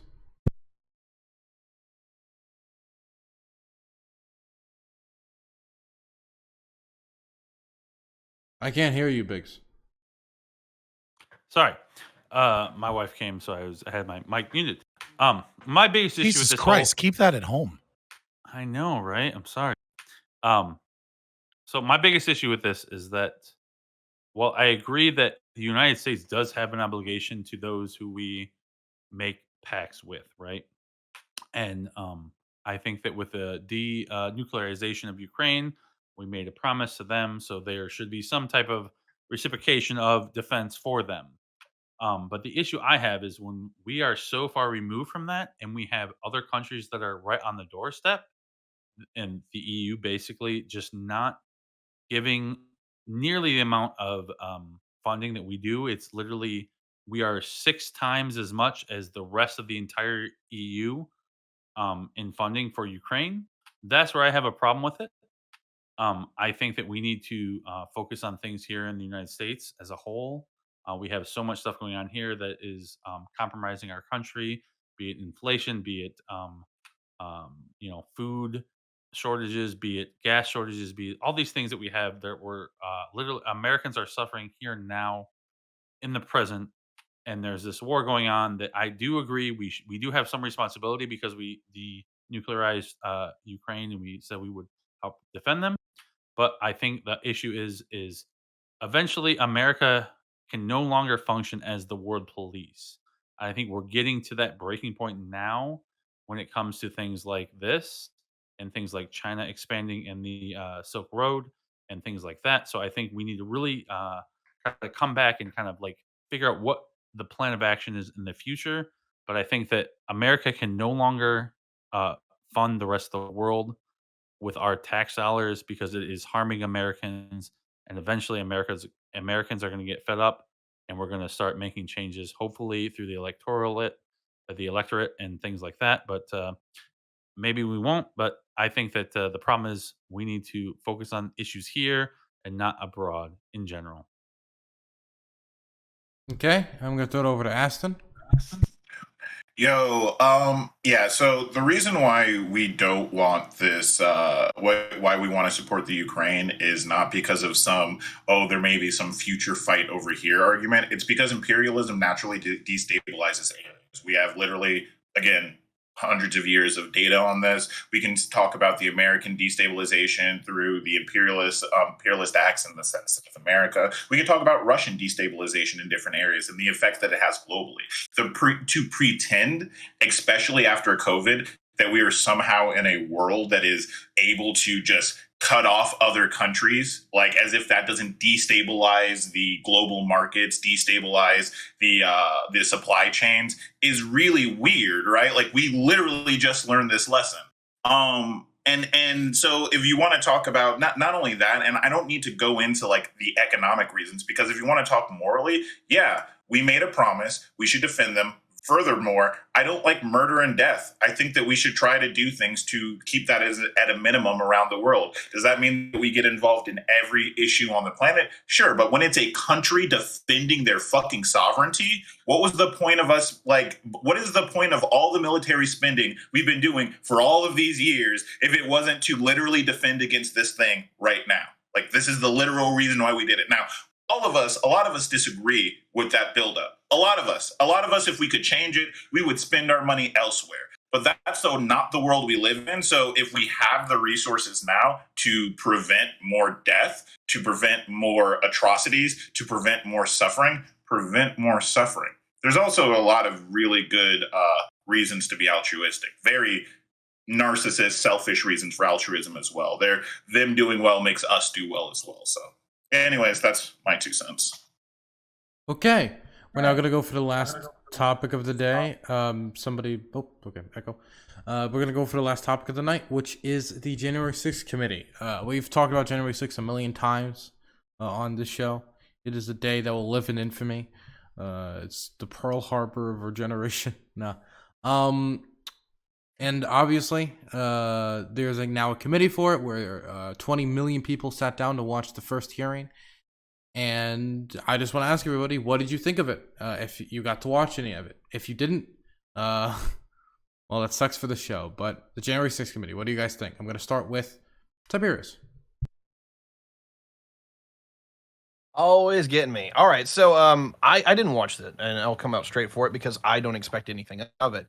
Now, if I'm wrong, hey, cool, because I've always been on the side that Republicans should have spearheaded the January 6th Commission because we need to show that if our party is doing wrong to the American people, we need to isolate, remove those influences from the party. Now, do I think that there's a lot of hoopla and nonsense that are going on with all this, and is it a political theater pony show? Absolutely. But when it just comes down to it, is that the fact that Republicans just largely just dip the fuck out of this and like, oh no, would there nothing happen? It's no big deal. Actually makes us look worse than if we hadn't participated to begin with. So, in a general sense, I'm really upset that we are in the state that we're in, where you know what? Even the possibility that you've done something in horribly long that is warranting of impeachment does not get bipartisan support. is a mockery of our democracy, whether you are a Republican or Democrat. We are not enemies. We are rivals. We are competitors. We do not believe in the same things, but it doesn't mean we are not family. And so, yeah, I'll end with that. Okay, now we're going to throw it over to Preacher. Sorry, I was not paying attention. I was paying attention, but anyway, I didn't watch it. I'm not really interested in it. To me, it's political theater. There's a whole lot of whataboutism that goes along with the whole January 6th thing, and you know what happened January 6th is wrong. I'm not going to sit here and say that those people going in like that are right, but you know that's never right, no matter where it's done. And I don't see other committees formed for other situations where far worse was done. But and we can go down the whataboutism road if we want to. But I just think listen, this is the only thing the Democrat Party has to run on right now because, and I think it's going to be hilarious if 2024 comes around and Trump says I'm not running because this is all about they're scared to death that Trump is going to run. Whether listen, I don't care if he runs or I'd rather him not, to be honest with you. But I will laugh my ass off if it comes around. He says, never mind, psych, I'm not running. And this is what they've built their entire defense around him running. And I think that's all this is right now. What's her name? Liz Cheney. The left suddenly supports a Cheney. Whoa. To me, she knows that she's not getting reelected and she's going down swinging. So it is what it is. I'm probably not going to watch any of it. I don't think anything's really going to come of it. You got people in jail, put them on trial, let them be decided by 12 peers and see how it goes. I don't know. That's it. Maddie? Can't really think of anything in recent history that's worse than trying to incite a coup, but you know, maybe we can watch Fox News and see what they come up with instead. So I think I unfortunately, so I have been watching the committee proceedings, and while I think it's a good thing to conduct a thorough investigation of what happened and to reveal a lot of the evidence that has been unearthed, the previously unviewed videos, and having people go on the record testifying. I do think in general that's good. However, I remain I'm not necessarily that optimistic that it's going to result in any meaningful action. Because when I'm looking at, well, is this going to be worth it? I'm looking for outcomes. Um, is it going to drive any sort of meaningful accountability? And while the committee can present as much as they are, ultimately that decision is going to rest with the Department of Justice.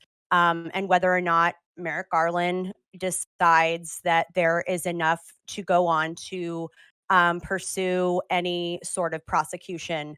One thing I will say is good that I hope is brought more to light are current elected officials' involvement with the January 6th attacks, primarily with their involvement leading up to the event and the support and access they gave to people who were participating in the coup.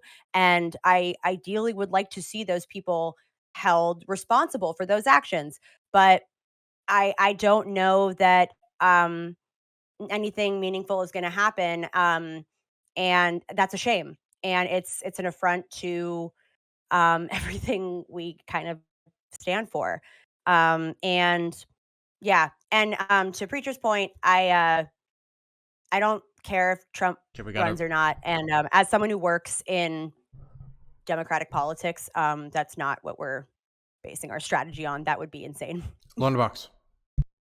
Yeah, I don't really want to go too far into how useful it is because it's like it hasn't finished yet. I don't know. They've seemed to have laid a pretty big charge at Trump that he was like definite, that he was like bang in the middle of the entire thing, and that he knowingly so that he could encourage some kind of action amongst his voters. That's going to be a very difficult thing to prove if it becomes a legal recommendation. He could always just use the David Irving defense and say kind of like, oh, I was so butthurt about losing that I genuinely believed in like Hugo Chavez's ghost Dominion machines, but whatever.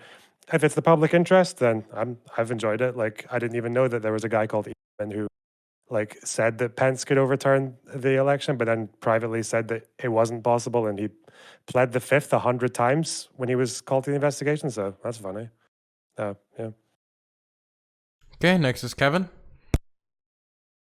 Yeah, it seems pretty obvious that Trump and many of his acolytes did genuinely horrific crimes against the United States, or attempted to, I should say, and knowingly so. And they should be convicted. And ultimately, I think the success or otherwise of this endeavor will be if prosecutions are brought against those people. And I did just want to bring up one point that Tiberius had raised, because I think it's pertinent. When you say that, I mean, when I say we here, obviously I'm not American, but when you say we aren't enemies, I can't help but feel the Republican Party is the enemy at this point. It has made itself the enemy. They have become the enemy of democracy by choice. They have consistently tried to undermine voting rights. They have decided that democratic elections don't count if you don't like the results, and so they've made themselves an enemy.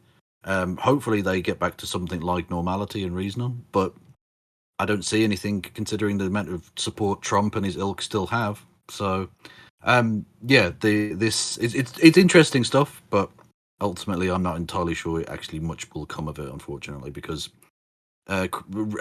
rich people like Trump don't tend to go to jail very often, even when they deserve it. Okay, I'm going to throw it over to Fabian. Yeah, so the Eastman plan may have been illegal. I don't care. It's probably obvious that they're trying to get him to flip with the amount of like non-answers that he's given. I'm assuming that at this point he's just kind of retelling the narrative so that like he can protect his future and his ability to do business in the future. I would wager to guess that that he's bullshitting a little bit and how much he told Trump that like you totally can't do this, while publicly being like, oh yeah, no, we can totally do this. This is a path that works, because he knows that the writing is on the wall. In terms of the January 6th protesters, I think they were super fucking based. What they might have done was what they did was likely illegal. I think they should have been armed. I think it would have been smarter without the glowies there. It was a hell of a rave from all those glowies, but I think they'd have been much smarter to position themselves outside and not go into the building and show a large arm show of force, hoping that the state would investigate its crimes that it committed, hoping that SCOTUS in dismissing Texas v. Pennsylvania and the fact that much of the presumed election interfering, election fraud, or fortification of the elections, if you so choose those terms, did rob the American people of their democracy, which they never fucking had to begin with. But, I think it's very obvious that there was never a proper investigation into massive amounts of issues with that election.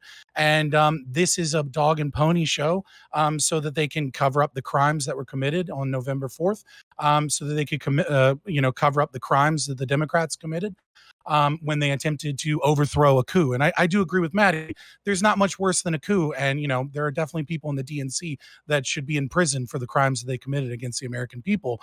But that being said, ultimately, this isn't really going to lead into anything. It's just drumming up for the next election. It's trying to get people to care about horrendous legislation that'll take away voting rights and try and marginalize the ability for elections to be fair and free, such as the Voting Rights Act, which is a horrible legislation designed to take away people's ability to meaningfully engage in the democratic process. But ultimately, I don't believe in the democratic process. Anyways, they were super based. And I will not be one of those conservatives of like, oh my God, Ashley Babbitt died, we need an investigation, because I think she's a martyr and she gave her life for the cause for showing the corruption of the state. Okay, I'm going to throw it over to Biggs. Hey, Aston, let's take a hit together, buddy.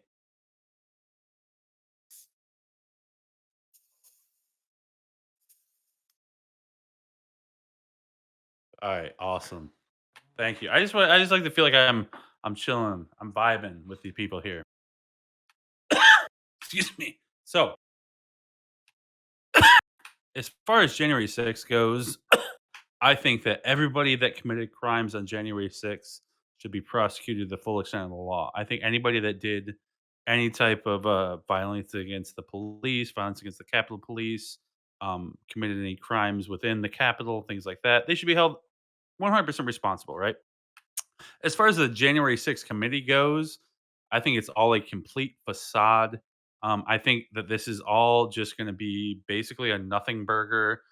Everything I've seen, I watched the very first one. I was on vacation in Gatlinburg with my family for last Thursday. I watched the first one. I was super excited. They were saying like, we're gonna have some new fucking unseen shit. We're gonna have some fucking bombs, some bombshells to drop, and it was literally fucking nothing. It was literally just like alternate angles from CTV from the Capitol. Okay, like that's fine, whatever. We saw that. We all saw it. We all saw the videos for the last year and a half, right? Basically, everything I've seen from that to me has been a complete farce of due process and a farce of government representation of facts. This is literally the same as watching a trial of a prosecution with no defense. There's literally no counter cross examinations. There's literally no rebuttals, no objections, no anything. It's a completely one-sided fabrication of what happened, cherry-picked by the committee.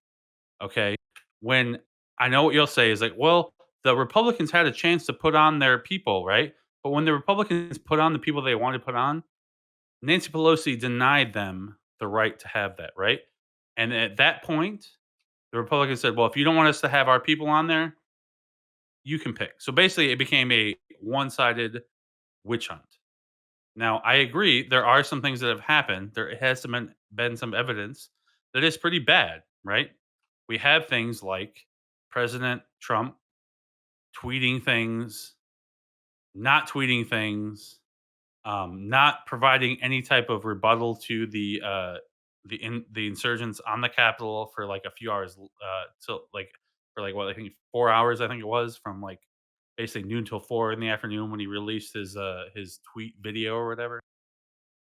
But the issue I have is nothing has actually been proven to be a criminal act. Because if there was, Trump would have been indicted and probably in jail by now.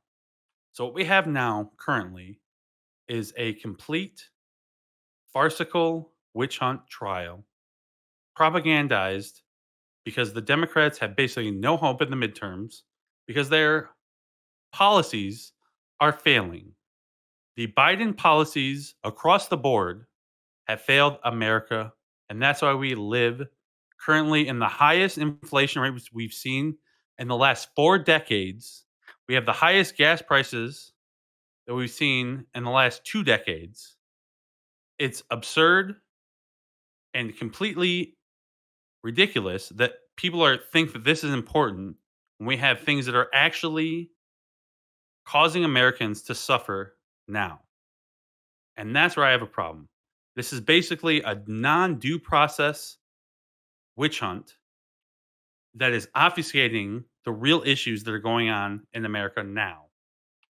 And I think everybody should be appalled that these representatives are wasting their time in doing these hearings that are basically nothing burgers and releasing information that we already knew. Like I don't think anybody here can anybody here say there's anything new we've seen in the last 3 hearings that we didn't know?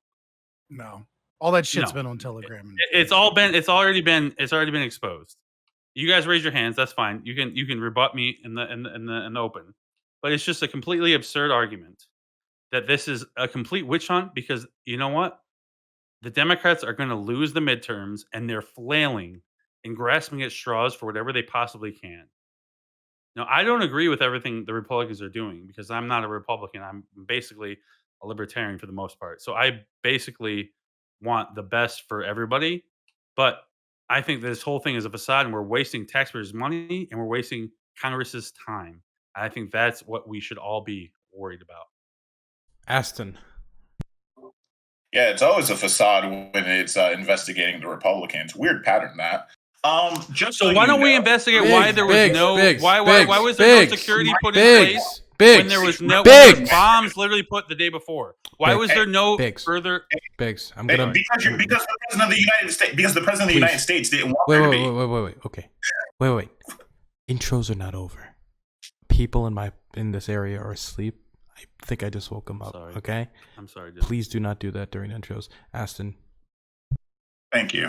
And again, the reason why there's no cross, by the way, is because it's not a trial. It's an investigation, and it's just a representation of that investigation. The reason why the Republicans were kicked out of that trial was because they were basically making it so they were impeding the investigation so bad, obstructing the investigation so bad that we weren't even going to be able to look into these things, as was presented with copious amounts of data that we actually have not been privy to before. The statements of Trump's aides, we have not been privy to before. We haven't been privy to the FBI findings of the people that were involved in the actual insurrection itself. And further, and this is the thing. All right.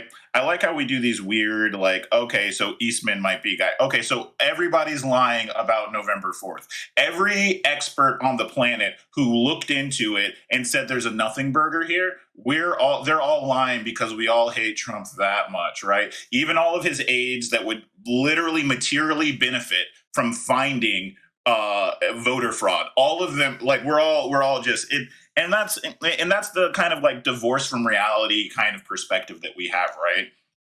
Nobody on the right wants to look at the investigation because they don't want to face the cold light of day. The thing that you're right, most of us on the left already were aware what happened. We knew because we knew days before the insurrection happened that it was going to happen. We had messages. We were on Parler. We saw all the announcements. We saw the rhetoric increase. We literally called it for months. We even pointed to the day when he said the date, January 6th. We all pointed to it and said, look out on this day. This shit's going to happen. The thing that I think shocks most of us is watching all the people get to walk onto the Capitol when I would have been shot. Right? Like, I've never seen anything like that. Anywhere close to any sort of reaction, and the police jump on top of you. And before we start all of these like bullshit narratives, I've been there. I organize. I deal with those protests. I've been to every single one of the ones that you guys are probably going to name. And yes, it is the police every single time instigating riots. Normally, I've seen a police officer tackle a guy for running because the police officer chose to run over his foot. So, but the difference in reaction is probably the only thing that I think shocked us. I know I was shocked.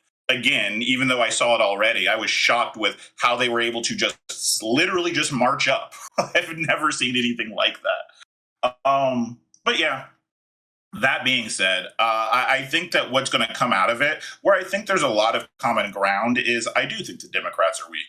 I do think that they're dumb, and I do think that they don't have this right now. Ultimately, what they're trying to do is they're trying to disbar Trump from running in 2024. That's their goal. And I think that makes them look incredibly weak because they're creating such a strong criminal case for him. They need to prosecute him, but do they have the balls to do that? Absolutely not. Especially because they don't want to set a precedent where we're now bringing criminal charges against ex-presidents because, let's be honest, the Democrats have a few war criminals as well. So we know that there's not going to be any sort of legal action that happens to them. But I think that their hopeful outcome is that Trump gets barred from running in 2024, and that sort of deplatforming ends this weird mass hysteria and this grand illusion that everybody chooses to partake in. So that's that.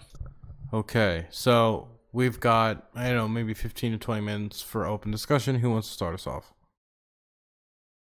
Preacher? Yeah, I don't understand how. Okay, so if you were at all those different, protests, I'm wondering why aren't you on trial for all the thousands of people that were injured, the people that were killed, the businesses that were burned down, black-owned businesses being burnt down. Oh, by the way, there were people who look like you doing that, and guess what? Not only were they not arrested, if someone did actually try to arrest them, they weren't prosecuted. So let's go on with that. Wait, what's the topic? What's the topic, Dylan? What's the topic? He's derailing. I'm sorry, I couldn't hear you.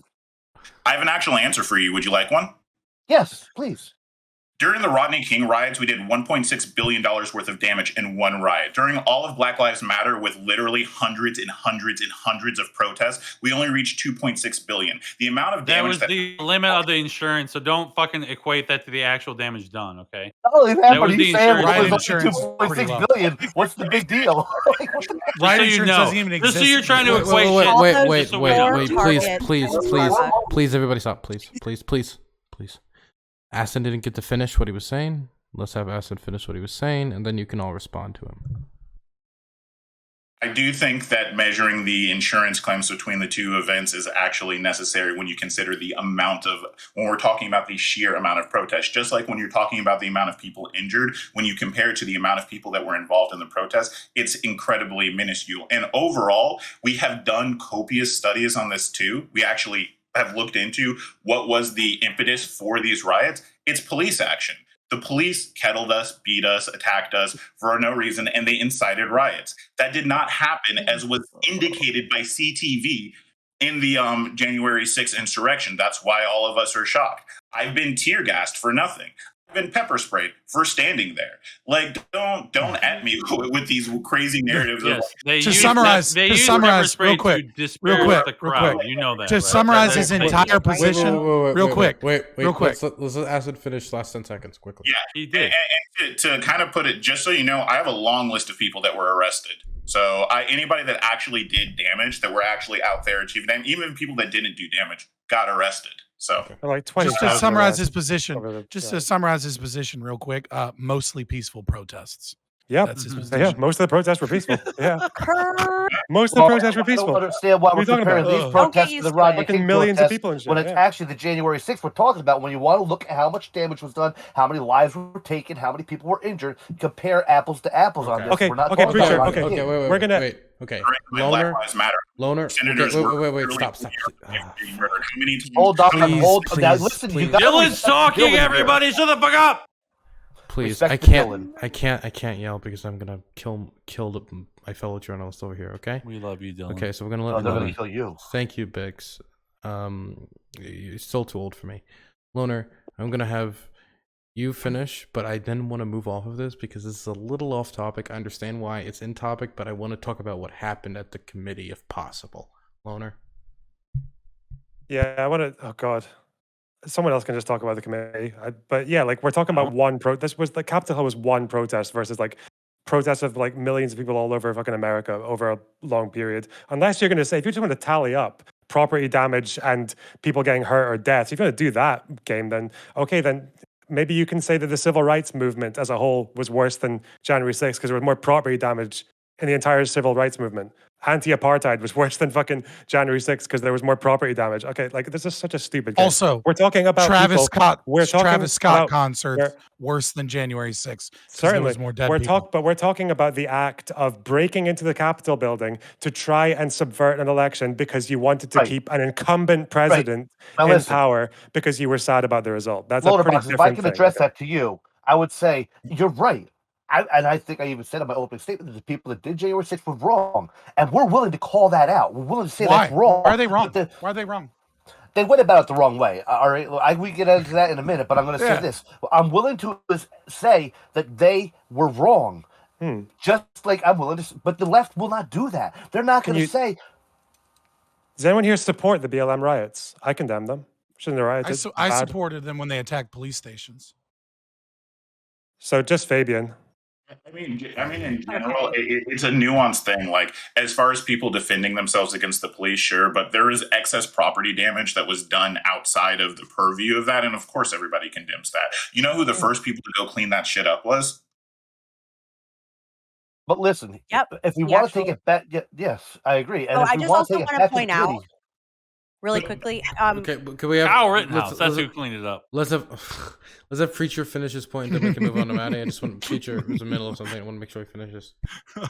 Well, I just want to address what Aston was saying about how those people were able to get in, and I agree. And this is why I'm not even going to bother watching the committee because, like you're saying, people knew way ahead of time that this was going to happen. Yet there was no security there. They were told, no, you can't have this support. But we're not going to hear about that. Who made the calls to not have the extra support and all that? And listen, I'm not saying you're wrong or anything. I'm saying, like, if they're not going to look at both sides of it and say, okay, well, this happened, why did that happen?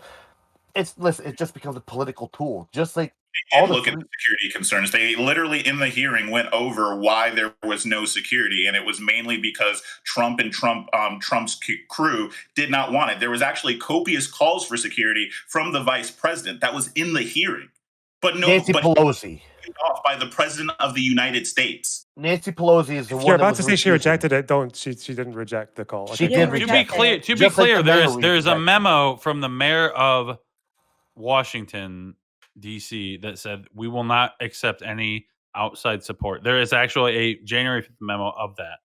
And the chief who resigned will tell you straight up. I asked 7 times, and 7 times I was denied. Does Nancy Pelosi have police always tell the truth? Yeah. Nancy Pelosi does not have jurisdiction over. The issue is we're never going to get the full story. That's the problem. Please, wait, no, please, stop, please. Okay, it's full volume now. Okay, I'm just gonna have to do it like this.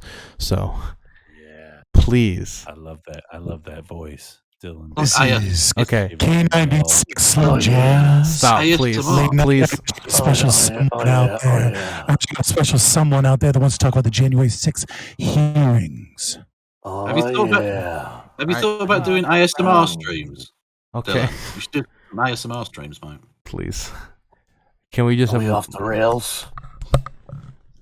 Yeah, I'm just pointing out that basically multiple people around the most powerful man in the country warned him that this was going to happen, including his allies, and asked him to do something about it, and he chose not to. That's literally the frame. That's literally what they're showing through the hearings of people reaching out continuously and constantly warning about this. And the one man who had the power to do something about it chose to continue to do what he did. And you wonder why. Who has power over the National Guard. It wasn't a point of contention that whether or not even Pence had the authority to call the National Guard. Like, are you telling me now that Pelosi has the authority to deny authorizing the National Guard? She has authority over the Sergeant of Arms at the yes. That's not the National Guard. And the governor the governor is the one who controls the National Guard. All these people would refuse. You guys are laying this on Trump like it's Trump's. Look, this is my issue with the January 6th committee is because you're only going to say Trump, which I'm not saying Trump's a freaking angel. Believe me, I'm not. But at the same time, there's bullshit on both sides of the aisle, but nobody wants to recognize that. That's why it's a waste of time. We're looking at the bullshit on one zone. So wait, I just want to know, where's the evidence of like Trump trying to authorize the National Guard before January 6th? What? If you're saying that Pelosi rejected the National Guard request, doesn't that mean someone tried to authorize it, but Pelosi rejected them? It wasn't Trump. Trump wouldn't be the one. He's not JFK. What are you talking about? You're throwing me off here. Like, why would Trump be the one doing it? Like, no, Trump wouldn't do that at all. The National Guard hasn't been. The National Guard hasn't been mobilized for security. Other by the federal government since fucking oh my god, the segregation of the schools, multiple natural disasters. Yes, there's policies for FEMA. The president federalizing them. They haven't been the National Guard hasn't been federalized since we went in to protect black students that were going in to schools in Alabama when they were trying to stop them from desegregating the schools. Okay, I'm not an American. Who are we saying that Pelosi was denying then? Sorry, someone else can go. I was just pointing out the actions the president took during the BLM riots to limit them, including the National Guard's unmarked vans, abductions, all of those things. He chose not to do any of that for this riot. That's kind of the point that's being made, that he does have the authority to take action. We have examples of him taking action literally the year before. And I just linked in the Discord, our Hippy Dippy chat, the memo that went out from the acting Attorney General of the United States about the whole issue on January 6th or January 5th. But anyway, I agree with you. Like we should have had much more security in place. Like I think it's absurd to think that especially after we had on January 5th, we not only had this issue with bombs being put at the DNC and things like that. Like we literally had like a bunch of red flags that should have been saying, hey, we need to do something about this. Not only that, But now they're literally using the same things that they said they knew in advance, now with these January 6th committees, that they didn't do shit about at the time. And that to me is absurd. Now, I agree, like, there is no, like, we shouldn't take action unless people actually commit crimes and stuff like that. But that doesn't negate the fact that we should be prepared when we knew there's going to be a high volume population of people that were explicitly against the results of the election. We had months. We literally had a month and a half of time from November, whatever, 4th to January 6th, right? That's almost 2 months. Can I please just point out that it has been fact checked, the claim that Pelosi denied Trump's request for the not numbers Pelosi. that people claim economic.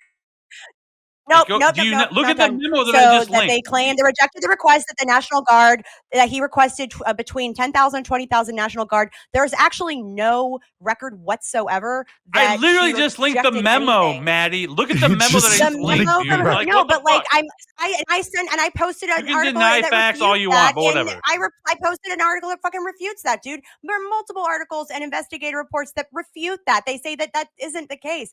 Pelosi did no such thing. They can find no actual record of her denying anything. So you have a record of someone saying one thing, but then we say, okay, well, where's the record of Pelosi then making that denial, saying, no, I'm going to reject that request? There's none, because it didn't fucking happen, my dude. And the person who sent your memo. Can we talk about the memo, actually? Like, because you want to talk about the memo, but if you actually look at the memo, it's just denying a request for more federal agents. And it's asking that if you are going to do that, it's can you not just federal agents, it's all agents outside of the purview of the Capitol Police. Yeah, so that's okay. So, but the reason there's a mix-up is because Preacher said Pelosi, whereas this is about Bowser, right? That's the difference. Also, experts say that she doesn't have the authority to do that in the first place, to deny that. She doesn't have that authority. That's what, like, multiple experts are saying. So, like, what the fuck are you talking about?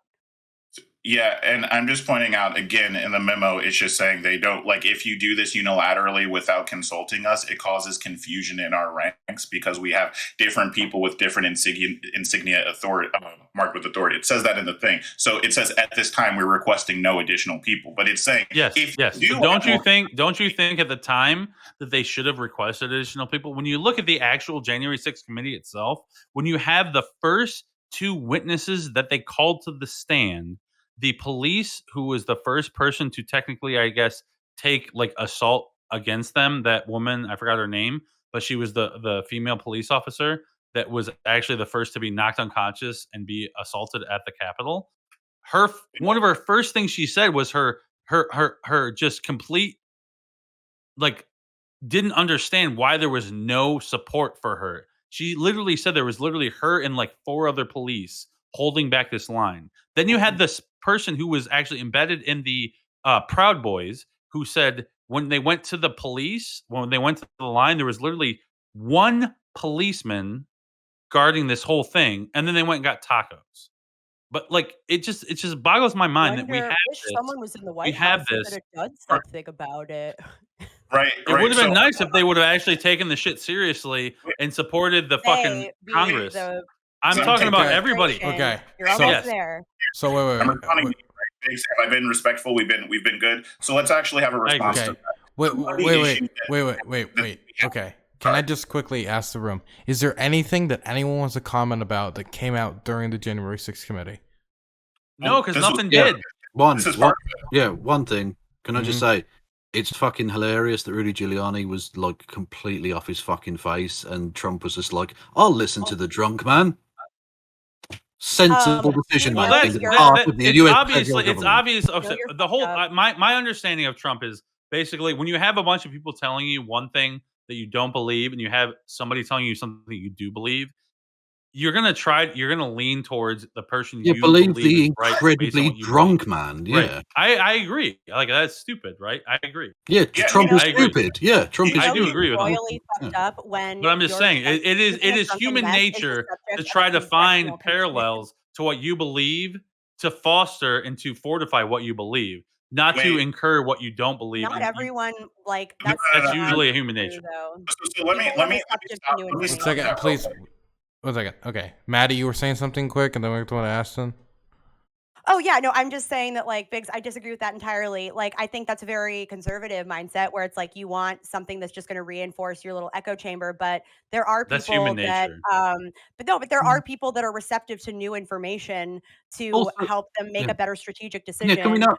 So Can we not expect slightly higher bar from the United States president, who's got all the world's best experts around him? I don't know. But What do we instead, have I'm gonna listen expectations for our to- current president? I'm going to Not very listen to. high. I'm going to Well, listen. your current, I'm going to listen to your the current drunk president's man. trying to break Our into the current president's Capitol. a fucking vegetable, basically. I'm gonna listen to the- everybody quiet. Aston. Okay, so a couple of things here. First of all, obviously, Biggs, that's a weird sort of like deflection, right? Like you both agree that we should have higher standards for the president of the United States. Further, you say that it's human nature, and I think that that's not true. I think a lot of us are skeptical of ourselves. That's literally part of being self-aware. Is like we are very skeptical of the biases that exist in our own When mind. you take it in context of all we know about Trump, who's been a yes man type of person. Whoa! Let me. I'm just saying you have to take it in context. Let him finish. Biggs, I am not saying that it isn't likely that this is what was happening with the president. We can come up with whatever reason he came to do what he did. That's fucking fine. But the point is it was stupid and bad for the reasons that we were pointing out right now, right? We're not saying that it isn't normal for Donald Trump to listen to people that say yes to him. Of course it is. Have you watched him? Obviously, that's what he did. And obviously, there were people around him who would inflate their political careers by saying yes to him. But there were also plenty of people around him that were biting the fucking bullet. His own attorney general that was with him through 2 fucking clear impeachments, or 1 clear impeachment, sorry. Was the Mueller report? No, the Mueller report was first. Doesn't matter. The point is like people all around him were saying no. So it's not reasonable for us to go, oh, well, it was reasonable for him to do this. Further, when we go into the memo, the point was that they weren't requesting more. But if you actually go into the timeline of the day, which you would have heard of through the hearing, before they stormed the Capitol, there were requests from inside of the White House from people in positions, including Mike Pence, to reinforce, and they were waved away. So whether or not, like, okay, do we want to say the DC cop, the DC police force mayor should have said, I request infinite troops, I request infinite help? Maybe, sure, that's fine. You want to lay that blame, that's fine. But the bigger blame goes to when we tried to push the button, there was somebody holding our hand to make sure that we couldn't. And that is the actual problem here, right? Like we're mad because we're not mad because, okay, if Trump just didn't predict correctly and he said, oh, I didn't think any of this happens, that would be like, okay, well, within reason. But he actively engaged in the act of not stopping the insurrection of the Capitol, even though people at the time, at the day, he was literally aware of the whole fucking thing, as was shown through the hearings. If you watch them, they have recordings of people literally telling him, yo, we need to do something about this right the fuck now. So, like, at what point do we get to hold him accountable for his actions? So I would say that if that was the case, and then eventually Pence was the one that ended up calling the National Guard. So why are you saying that Trump stopped him from doing that beforehand? Yes. Because it seems to me that there was that he just. You're saying that because he made no action that it was a. It Not was that he would. No, I didn't say he made no action. I said he made. Yeah, he didn't. Action. He didn't do any action, right? So like What? he didn't do anything from the time of the actual Capitol breach in about 2 p.m. to 4 p.m. He did not do anything. Correct. That's No, what we actually, understand from the thing, right? And he had a lot of supporting True. statements. I'm trying to tell you that's not true, and you're trying to assert it. What's true? Okay. So what happened? So actually, he tweeted from 2 to 4 to the rioters. He was tweeting at them. What was that? To what? Well, the Mike Pence thing. The go peacefully or that thing that was at. You could watch the like. I know. You could just watch the hearing. I know. I watched the first 2 parts. I did not watch the last part. Why are we I accepting? didn't watch the one that was yesterday. Why are we accepting that Trump just gets to behave like a geriatric toddler? Like we're just supposed to accept. He doesn't have to do anything. Well, no, okay, like, but it would again, be good if he did, right? But what I'm saying is, like, he didn't stop anybody from doing anything. I don't think there's any evidence that he actually prevented anybody from stopping anything. To me, it seems that it should have been stopped from the start. But again, that didn't happen, right? So we ended up happening was the people got into the Capitol for 2 hours, and he encouraged and them. then okay. Fucking. I'll have to look into it at the time. I'll have to look more into that. When he was at the end of his speech and he said, "Don't go," and he if you said do go, peacefully please protest march, peacefully. whatever. Yes, No, but no, anyways, there was a tweet where he was inciting, where he was actually saying like, okay. it's like, So if that's the case, then he should be brought on charge of incitement. If that's the case, It's kind of like when you my when you have understanding like is okay, sorry. that the people came to the Capitol. The Capitol was undefended for whatever reason, right? For whatever, I think it was a negligence personally, right? They got into the Capitol. They were in there for about 2 hours, from 2 to 4. Then they brought in the National Guard, and they were out by 6 or 7, and they certified the election. Correct? Right. Right. I mean, there's more that happened than that. Yeah. Okay, but well, I mean, there was other stuff that happened, right? There was people that there was some point, people that did more things. There was people that erected. actually broke into Pelosi's office. There was the fucking crazy shaman, whatever, fucking bison dude on the fucking thing, whatever. Yeah. There were all this They staff. should have took her. They should have took her hard drive, man. There would have been some good. Nobody dirt on but Ashley Babbitt died Very edgy. directly in result of the Capitol riots. Okay. We have I agree that it's all bad, right? I agree that people breaking into the Capitol and all that stuff is bad. But like my issue is we're not gonna ever get the actual facts of why the Capitol was undefended, what actually happened along the way. This is really sad cope, my man. Because this is look, would it be okay for him to have passively allowed a coup Passively attempt what? to happen? Passively what? You're saying he didn't actively try and stop, right? But he just didn't do anything about the situation. He literally said peacefully. In his okay, speech, like if you want to say that he like dog whistled shit that didn't actually happen, you can do that. That's fine. I'm saying you're denying. You're denying. He literally believed that he did not. I can't hear. I don't agree with. Please stop. Okay, so I want to hear what Kevin has to say. Okay. Yeah.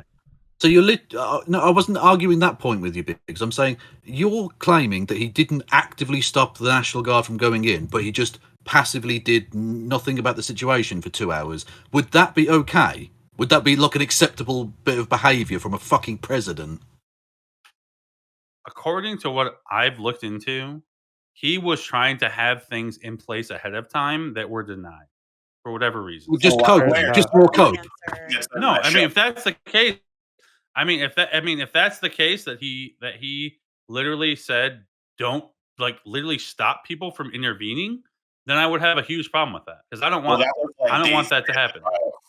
Okay. I mean, Well, it's it's just that weird usually- hearing, But the it's issue- weird hearing conservatives like lament, or they're saying, "Oh, well, he wasn't obligated to do anything. He didn't have to send reinforcements. He didn't have to, whatever," because they felt the complete opposite during Benghazi because they held how many fucking hearings about Hillary Clinton claiming she didn't do. Oh, but she didn't send aid. She didn't do this thing. She willfully ignored. All of a sudden, it's like the most horrible thing in the world. And they have her sit for 11 hours under testimony where she didn't answer anything with the Fifth Amendment once. Can I just say, but at least she had the balls to actually turn up and like Donald Trump. Just saying.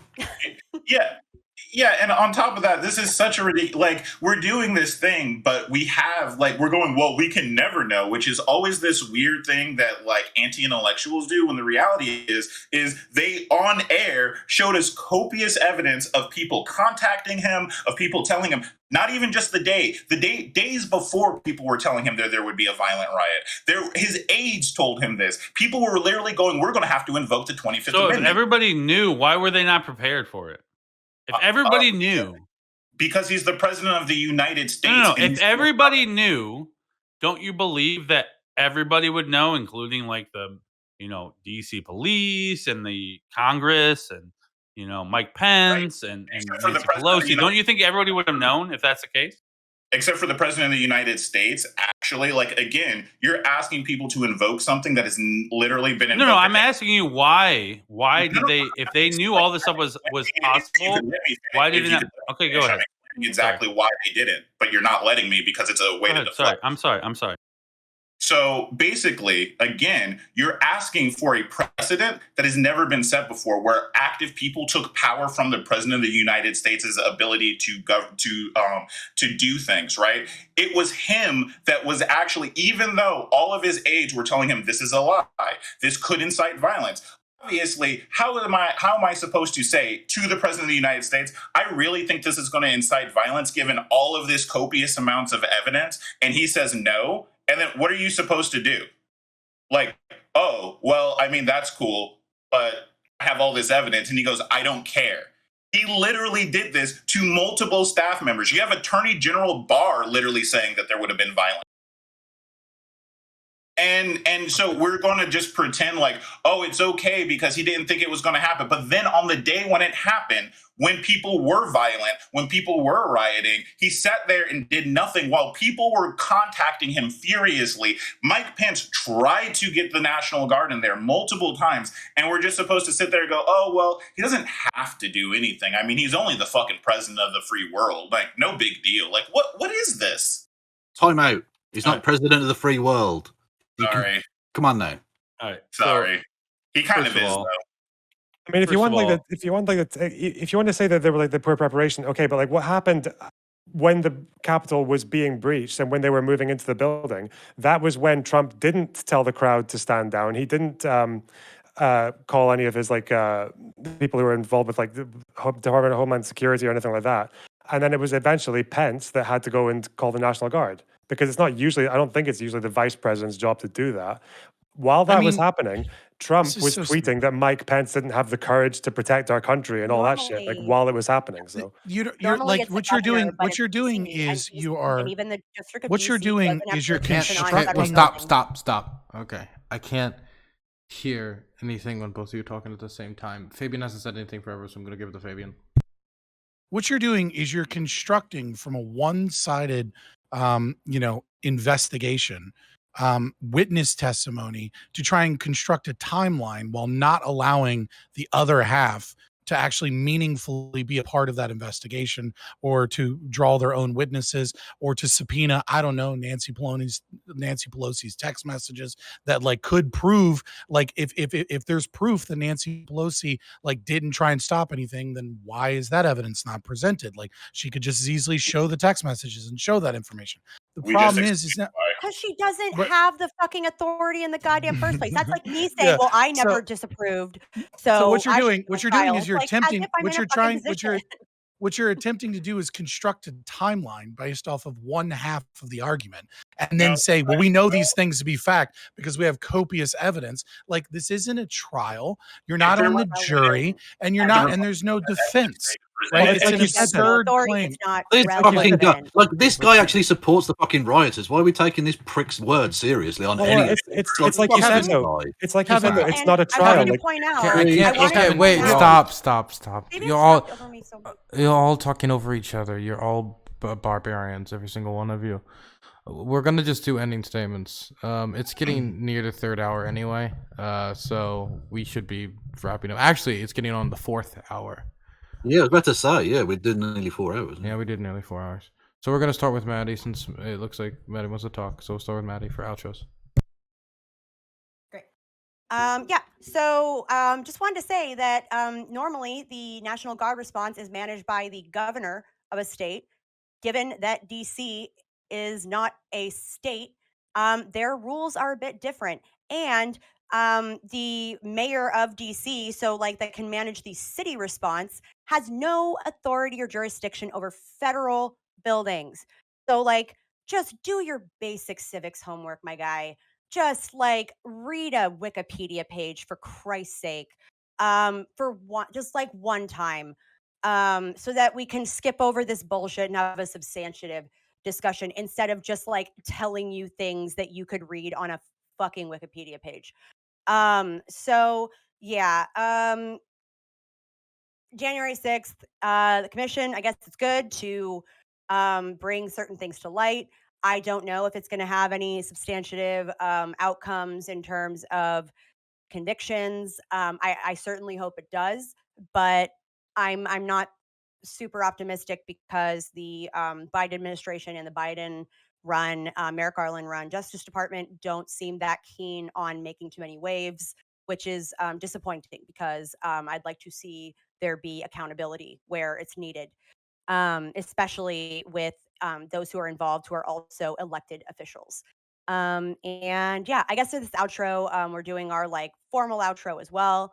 Hi, I'm Maddie Cakes. I stream on Twitch as Maddie Cakes _. I helped found a digital agency that works with a number of Democratic congressional, senatorial, and statewide races. We are sprinting through the midterms right now, and I feel pretty good about them. So come say hi. I'm also on Twitter and Instagram as Mads Maru, MADSMARU. And I'm just fucking correct. So you're welcome. Preacher? Yeah, January 6th committee hearings completely worthless. Just a political grandstand for the left. That's all it's going to be. If we're going to talk about what we should learn, maybe we should learn what Nancy Pelosi's position does, especially with her controlling a sergeant of arms who controls Capitol security. Just saying, if we're going to tell people to study things, maybe we should all study something. We could say that she didn't refuse Trump's order only because Trump's not the one that requested it, but so we could twist it around any way we want. The problem is, none of it's going to come up in the hearings. None of the stuff that really matters is going to come up. It's just going to be Trump bad, boo, boo, boo. Let me tell you something. As much as the left hates Trump, if they had evidence that they could get him locked up with, they're not going to have a big committee. They're going to have his ass in jail. They don't have it. It's not going to happen. This is just a political grandstand. They're trying to cover their ass because the midterms, their ass is going to get handed to them, and 2024, it's going to get handed to them. Why? Because we see what their policies do to this country. We see our gas prices. We see our empty shelves at the stores. We see inflation. So every policy that the Democrats have put to work has failed. This is their one thing that they can hope to win on, and January 6th committee is a joke. It's a horrible joke. You can't even laugh at this one. It's like it's the worst joke ever. But that's what the left has. Nothing but horrible jokes. Maddie? We know already did Maddie. Tiberius? Yeah, so I'll put it this way, because I didn't watch a lot of this thing. I'm not going to act like I'm an expert on this. I have heard everything from Trump just didn't do anything. He was absolutely, not even involved. To Trump was dancing on top of the presidential desk, proclaiming he was about to be proclaimed emperor. So, I'm not an expert when it comes to this kind of thing. I do not have the power of subpoena to actually investigate this. But here's the thing. If the Democrats were actually competent, they would not be going after January 6th. They'd be going after the January 2nd phone call to Georgia Secretary of State Brad Raffensperger about how he basically, and this is on video or audio, how he pressured him into trying to change the vote totals for the 2020 election. That's all you need to pursue. That was real. It's on phone call. We all heard it. But no, you didn't even touch it. You're going after a thing which, on most precedent, unless Donald Trump is on recording saying, storm there and kill everybody, you're never going to get away with that kind of thing. So, once again, the Democrats prove that they're massively fucking incompetent in almost everything that they do. And the Republicans need to figure out, hey, who do you actually want representing yourself? Because no matter where you come out of this, Donald Trump looks fucking incompetent. He looks stupid and absolutely moronic, if not a totalitarian wannabe dictator. So, yeah, let's not put him up in 2024. Let's put somebody a little better up, somebody with some competency, somebody with some fucking decency. You know what, Dan Crenshaw, 2024, let's fucking go. Okay, we're gonna throw it over to Fabian. I'd like to start by saying I support everything that Hassan Piker said about Dan Crenshaw, first and foremost. Secondly, what I am most concerned about is how scared and how cowardly conservatives are. The fact that they have, and especially the GOP, the fact that they have allowed the media and the Democrats to spin this narrative of the atrocities of January 6th, where they're like, of course we don't support these things. Oh my God, it was so bad. Oh my God, it was the worst thing. Like, we don't want to be a part of this. Like, maybe you guys are going a little too far, and allowed them to control the narrative, which is that Texas v. Pennsylvania was pushed aside, that there was never a good investigation on Detroit's voting that came in, that there was never a good investigation on what occurred in Atlanta, that there was never a good investigation of how much ballot harvesting occurred in Michigan, that we just forgot about the investigation in Arizona that found 55,000 votes in question in a state that Biden supposedly won by 11,000 votes, that Michigan certifiers had their lives threatened and they went ahead with the certification process anyways, despite them having credible evidence that the only reason that they did so was because their children and their lives were threatened. The fact that 18 out of the 19 bellwether counties were counties that Donald Trump won, and statistically almost impossible in that regard unless you have a lot of fortification of the elections, and that the demographic polls and exit polls don't match, that there's obviously massive amounts of issues with this, and they allowed them to push this so fucking far that now they're right on the cusp of being able to do something with the Voting Rights Act, which would make it illegal for private companies at the behest of states to do any type of investigation on election fraud, and instead would be handled by the same state agencies that are on record as having fired people for the crime of finding out that they're Republicans, as well as it would move all gerrymandering cases to DC, right? This is the type of shit that they're pushing, and the fucking coward conservatives and the coward GOP that can't just have the balls to admit that that Bobbitt was a fucking martyr, and that they should have done fucking more, and that the entire idea that we should condemn this horrible violence, and yet you still bring up all of the whataboutisms. You still bring up BLM. You also still bring up the fact that the Kavanaugh hearings had people bust in too. But because this one was the Republicans and it was oh so dangerous and oh so bad, and a couple of cops got their asses kicked, all of a sudden it was the worst crime ever fucking committed, when instead it was just a bunch of people that were insanely fucking pissed off about the corruption of their government and the illegitimacy of their election processes and the inability for us to know who fucking won that election. We still don't know who won that election, but you're so fucking afraid of being accused of harmful misinformation that you can't just spit fucking facts. I'm Fabian Liberty. I'm Scott from Fabian Liberty. We're an anarcho-capitalist duo stream. We look at news, we look at politics, we read philosophy sometimes. Occasionally, once a month, we do Serial Killer Night, and occasionally, once a month, we do D&D. Recently, we've been doing interviews. We interviewed Buck Angel. We interviewed Tulip R, known as Richie, D-Trans Male. We interviewed columnists from the post-millennial hardcore turf. We've been doing that for Pride. Come by, learn something. This Thursday, we'll be interviewing Brian McWilliams from Lions of Liberty. Out. Kevin? Well, I'm glad I get to follow Alex Jones. That's awesome. That was one of the dumbest things I've ever heard. The winner of the 2020 election was Joseph Robinette Biden. Anything else is fucking cope. Sad, spineless cope. Get over yourselves. Whew. The January 6th commission will probably go nowhere because, unfortunately, I don't think the Democrats have the backbone to necessarily do criminal prosecutions. And that's, unfortunately, the very sad aspect of this. Also, I just wanted to say that Rudy Giuliani is one of the funniest human beings in the history of mankind. I've enjoyed his testimony enormously. And Benny Thompson's voice is like a rich, creamy butter I want to swim in forever. I'm KF Logan. You can follow me, KF Logan 1875 here on Twitch or on social media. Peace out. Okay. Throw it over to Loner. Yeah, that was really impressive, Fabian. I've actually kind of learned a bit recently that when you're dealing with a conspiracy theorist, especially one who just kind of vomits out all their facts about voter fraud, like right at the end, you maybe just have to take on one. So you mentioned, I've only got time for one. You mentioned the Arizona discrepancies. I think you said it was 50,000 of them in the audit. When I heard Fuentes say it was 75,000, so I guess the number's a bit fluid.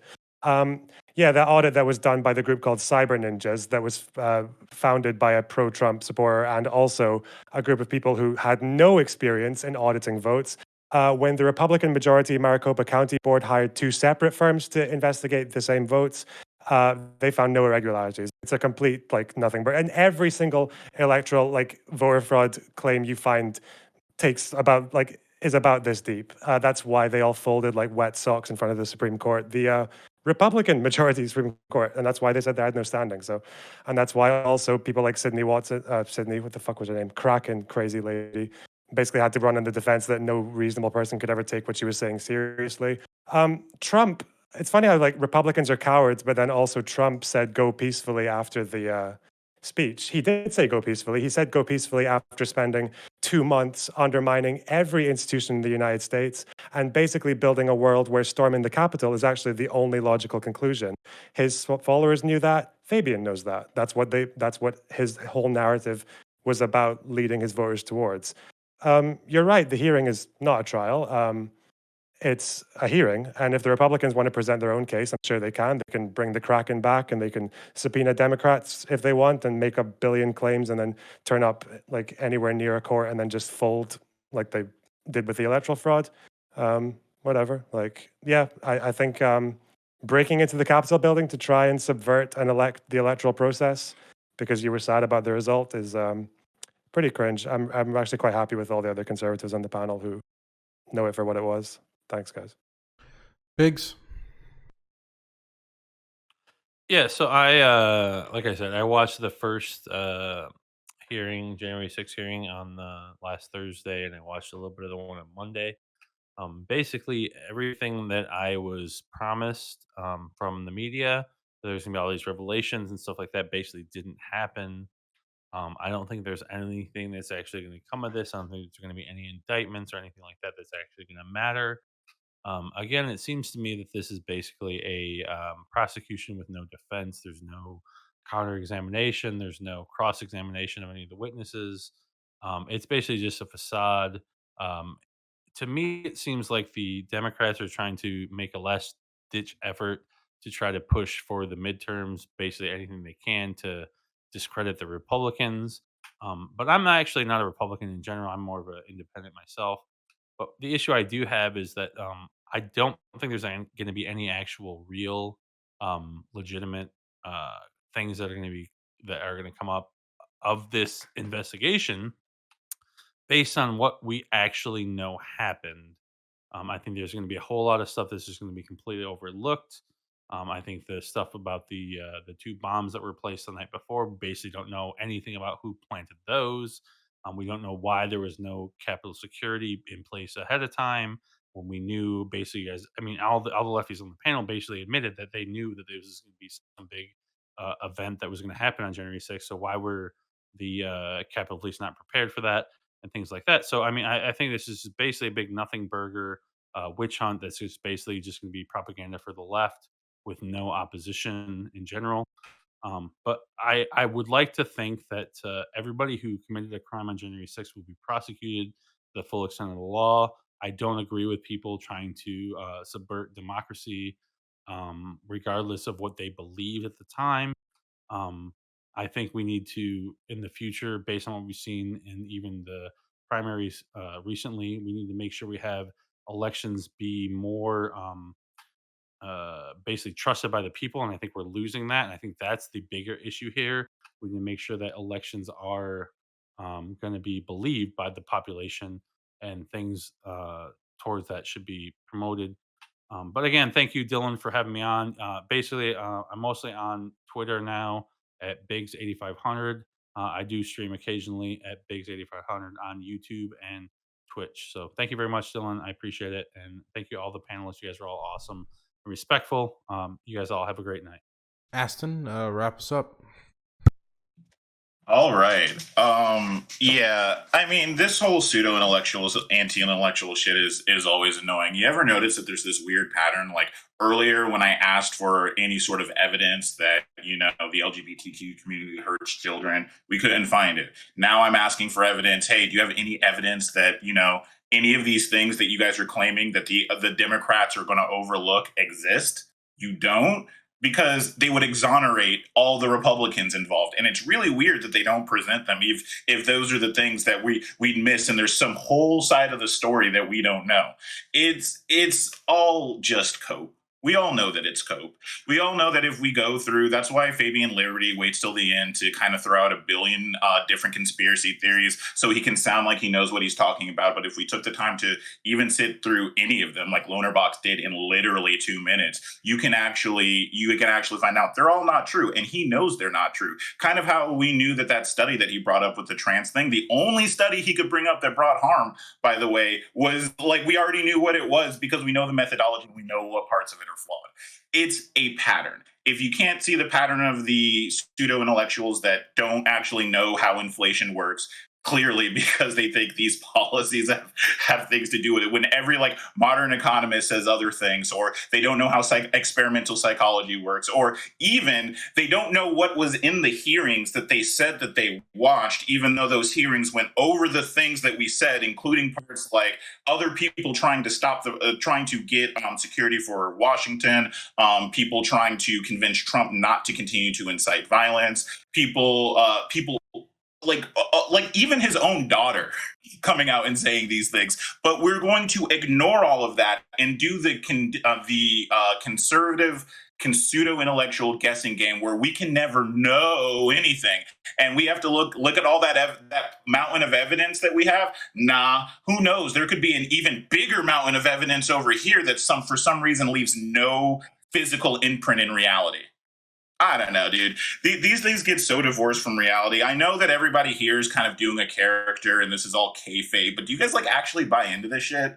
It's really wild. I invite anybody to sit down and explore any of these claims. We can have an open discussion. We can talk. We can see what evidence exists and where we're coming from, because I'm always open to have a discussion, but we got to stop just making bullshit up, especially when like I mean, you could just talk to any expert in any of these fields, including the election, the people that certified the election that were pro-Trump, by the way, like his staff. So anyways, let's move on. My name's Aston Mac. I stream at Aston Mac TV. You can find me here on Twitch. If you like to see what Praxis looks like instead of all this like online rhetoric talk, and you want to know how you can get involved in your community to actually change the material outcomes of the people around you, let's chat. We can talk about things that work on the ground, because one of the weird things that we weirdly agree on with the conservatives is that government isn't working for us right now. And in order to get what we should be getting from government, maybe we need to create some parallel structures that service the community instead, while we wait for policies that'll get held up forever because people think people shouldn't have rights or whatever. So check me out, Aston Mac TV on Twitch. I'm also Mac Aston on Twitter. I'm like literally one of 2 Astons in the fucking country. If you can't find me, you're not looking. Thanks. Thank you all for coming on to a 4-hour episode of the Hippy Dippy Roundtable. You all have a blessed weekend. I'm going to be on the move again, so see you guys wherever else be streaming from next. Thanks again for everybody for coming. Bye-bye. Have a good one. Bye-bye, everybody. Have a good one, Thanks brother. for having me. Bye.